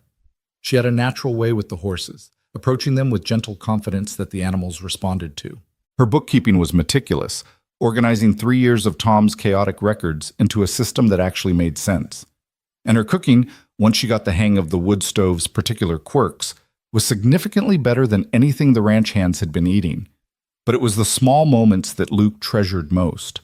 The way Hannah would seek him out during the day to ask his opinion on something, not because she needed his approval, but because she valued his input. The conversations over coffee in the early morning before the ranch fully woke. The way Emma had started calling him Uke and reaching for him with complete trust. The sound of Hannah's laughter floating across the yard while she hung laundry or worked in the garden Sarah had helped her start. They were courting, Luke supposed, though it looked different from any courting he'd seen before. There were no formal calls or chaperoned outings. Instead, there were shared chores and stolen moments, conversations that lasted hours, and comfortable silences that required no words. Luke was learning Hannah, really learning her, discovering the woman beneath the circumstances that had brought them together. He learned that she had a sharp wit that came out when she felt safe enough to show it. That she sang to Emma in a clear, sweet voice when she thought no one was listening. That she loved books but had rarely had time to read them and now devoured anything Peter brought her. That she was fiercely protective of those she loved, but learning, slowly, to accept help without seeing it as weakness. That she had dreams of teaching someday, of giving other children the education she'd valued in her own youth. 2 months after the divorce was finalized, Catherine Walsh came out to the ranch with an unexpected proposition. The schoolteacher in Silver Creek had married and moved away, leaving the position vacant. The school board was looking for someone educated, responsible, and willing to work for the modest salary they could offer. "I put your name forward," Catherine told Hannah over tea in the kitchen, "told them about your education, your character, your situation. They've agreed to interview you if you're interested." Hannah's face lit up with a hope Luke had rarely seen. "Really? They'd consider me despite everything? Despite being divorced?" "Hannah, this is Montana territory, not Philadelphia high society. Half the school board members have checkered pasts of their own. What they care about is whether you can teach their children to read and cipher." Catherine smiled. "Besides, I might have mentioned that you've been living at one of the most respectable ranches in the area, working hard and conducting yourself with complete propriety. That carried some weight." The interview was scheduled for the following week. Luke watched Hannah prepare with an intensity that reminded him of how she'd approached the divorce proceedings. Thorough, determined, allowing no detail to chance. Sarah helped her select an appropriate dress, something that struck the balance between professional and approachable. Peter provided sample teaching materials to review. Tom offered to watch Emma during the interview, gruffly declaring that he'd managed to keep his own 3 children alive to adulthood, so one baby wouldn't be beyond his capabilities. The night before the interview, Luke found Hannah on the porch again, their place now, by unspoken agreement. She was reviewing notes by lamplight, her brow furrowed in concentration. "You're going to do fine," Luke said, settling into the chair beside her.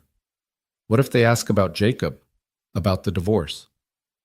"Then you tell them the truth. That you made a mistake marrying him, that you rectified that mistake when you had the means to do so, and that you're focused now on building a better life for yourself and your daughter. Anyone who's got a problem with that isn't worth worrying about." Hannah set aside her notes, turning to face him fully. "Luke, can I ask you something? And will you promise to answer honestly?" "Always. If I get this job, if I start teaching, it's going to change things. I'll have my own income, my own purpose beyond just helping around the ranch. I'll be more independent." She paused, choosing her words carefully. "Does that scare you? The idea of me being independent instead of dependent on your hospitality?" Luke felt a smile tug at his lips. Why would that scare me? Because some men, they like being needed, like being the provider, the rescuer. And if I don't need rescuing anymore, if I can stand on my own, then you become someone I'm choosing to be with, not someone I'm obligated to help. Hannah, I don't want you dependent on me. I want you choosing me because you want to, not because you have no other options. Luke reached for her hand, the gesture as natural now as breathing. You being strong and independent, that doesn't make me want you less. It makes me want you more. Makes this real instead of just gratitude or convenience. Hannah's eyes filled with tears, but she was smiling. How did I get so lucky? Finding you, of all people, in the wreckage of my worst mistake. I'm the lucky one. Getting to watch you become who you're meant to be. That's a privilege, not a burden. She got the job. The school board offered it to her 3 days after the interview, impressed by her education and moved by her obvious passion for teaching. The salary was modest but enough, combined with her continued part-time work at the ranch, to provide for herself and Emma. Catherine helped her find a small cottage near the schoolhouse, just 2 rooms but clean and safe and hers. The day Hannah moved into her cottage was bittersweet. Luke helped transport her meager belongings, clothes, books, Emma's crib, a few pieces of furniture Sarah insisted she take. It was strange loading up the wagon with signs of her departure after months of having her under the same roof. You know you don't have to leave, Sarah said as they prepared to go. You're welcome to stay here, keep your room, just travel to town for teaching. I know, and I appreciate that more than I can say. Hannah looked around the room that had been hers for so long, her expression soft with memory.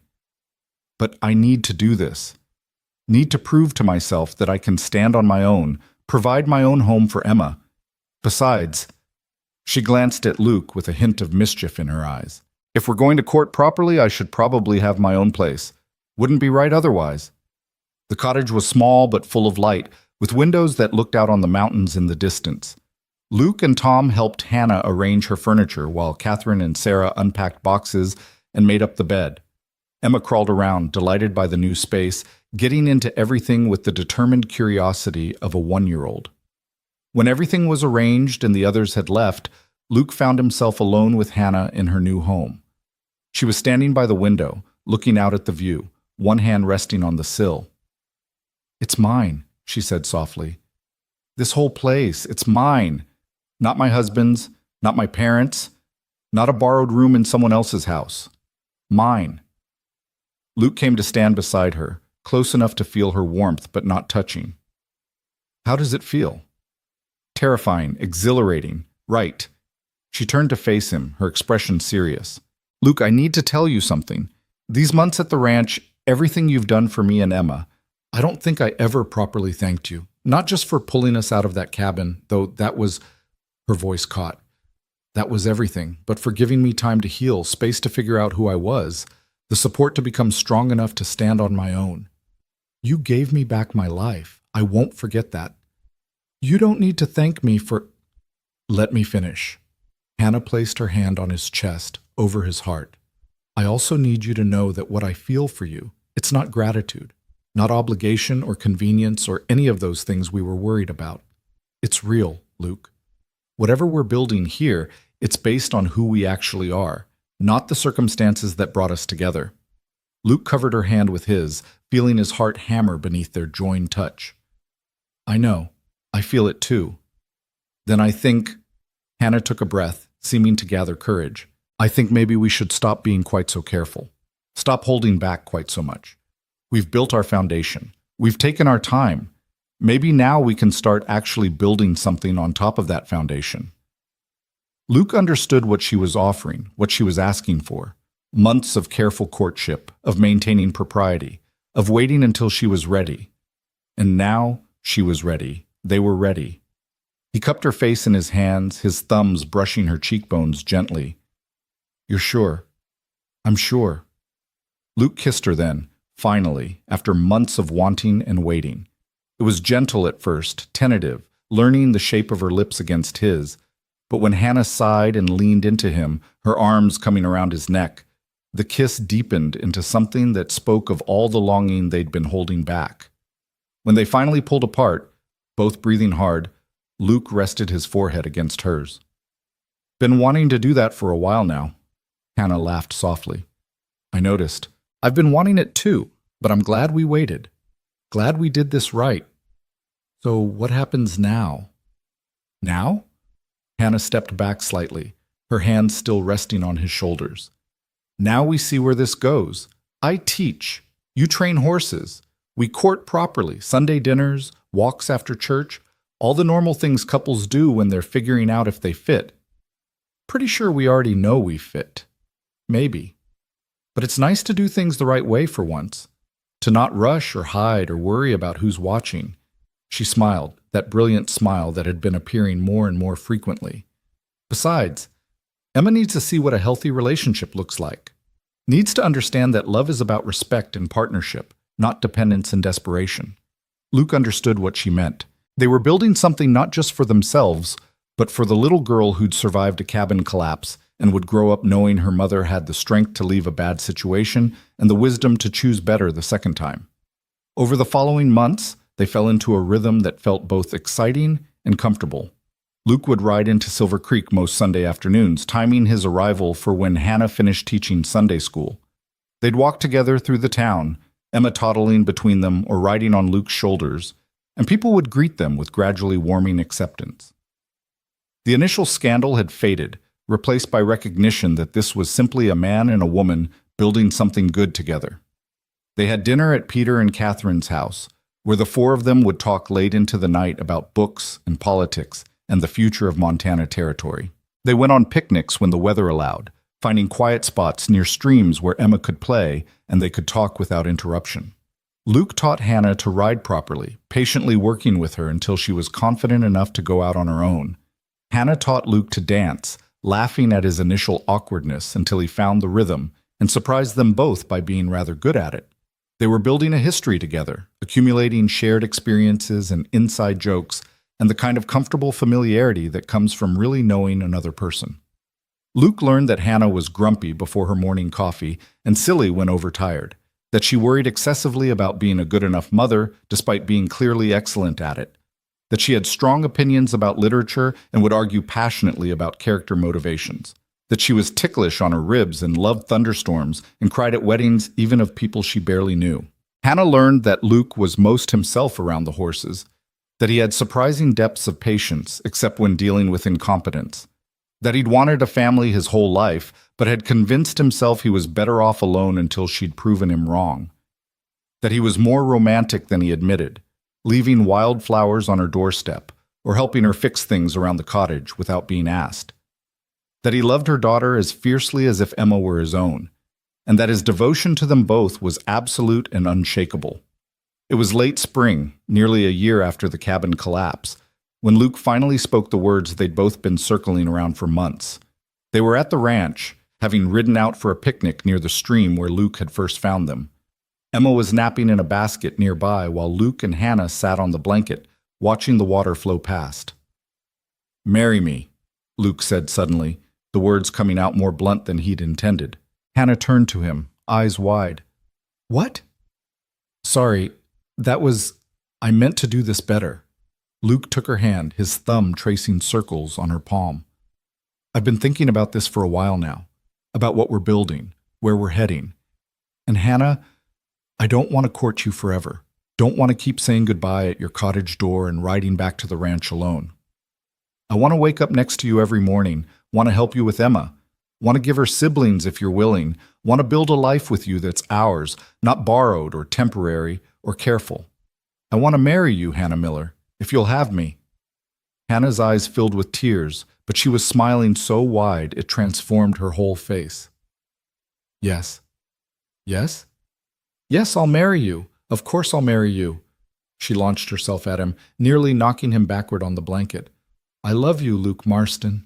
I've loved you for months, but I was waiting for you to say it first, because I didn't want to pressure you or make you feel obligated, or—" Luke kissed her, cutting off the nervous ramble. "I love you too. Have for longer than I wanted to admit. You and Emma, you're my family, have been since the day I pulled you out of that rubble." They were married 6 weeks later in the small church in Silver Creek. It was a simple ceremony. Hannah wore a blue dress that Catherine had helped her make, and Luke borrowed Tom's good suit. Peter gave Hannah away while Sarah stood as her witness. Emma, now walking confidently on her own, served as an enthusiastic if unpredictable flower girl, more interested in eating the petals than scattering them. Half the town came, the scandal of Hannah's divorce long forgotten in favor of celebrating a love story that had overcome considerable odds. Even some of the church ladies who'd originally turned up their noses admitted it was a beautiful ceremony. And wasn't it wonderful that poor dear Hannah had found someone who truly cherished her? Jacob sent a letter and a small gift, a silver cup for Emma, engraved with her initials. He was still in Ohio, the letter said, still sober, working in his late father's business, and trying to become someone his daughter could be proud of someday. He hoped Hannah was happy, hoped she'd forgive him eventually, and promised to respect whatever boundaries she set regarding Emma. It was the letter of a man who'd finally grown up, though far too late to save his first family. Hannah read the letter at the reception and felt nothing. Not anger or regret or satisfaction, just a distant acknowledgement that Jacob was part of her past, but had no claim on her future. She folded the letter carefully and tucked it away for Emma, who might want it someday when she was old enough to understand. The reception was held at the Broken Star, with tables set up under the cottonwoods and music provided by a fiddle player Tom knew. They danced and ate and celebrated into the evening, surrounded by people who'd become family through circumstance and choice. Sarah cried happy tears and declared that she'd known from the beginning how things would end. Tom pretended to be gruff, but Luke caught him smiling more than once. As the sun set and the party wound down, Luke and Hannah slipped away to the house. Their house now, as Tom and Sarah had decided to officially transfer ownership of the main house to the newlyweds while they moved to a smaller place they'd been building on the property. It was a wedding gift, they said, and refused to hear any arguments about it being too much. In their bedroom, truly theirs now, no longer a borrowed room or temporary accommodation, Luke held his wife and marveled at the journey that had brought them here. From desperate rescue to careful friendship to love that had grown despite every obstacle placed in its path. "What are you thinking?" Hannah asked, curled against his chest, her fingers tracing idle patterns on his shirt. "That a year ago I was alone in a bunkhouse, convinced I was better off without complications. And now I'm married to the most remarkable woman I've ever met. Stepfather to a little girl who's got her mother's stubbornness and her own unique charm, and happier than I ever thought I could be." Hannah tilted her face up to kiss him softly. "I was thinking something similar, about how sometimes the worst moments of our lives lead to the best outcomes, about how I had to lose everything to find what actually mattered. Any regrets?" "Not a single one. Well," she paused, thoughtful. "Maybe one small regret. I wish Emma could have memories of this, of her mother getting a second chance at happiness. But she's too young.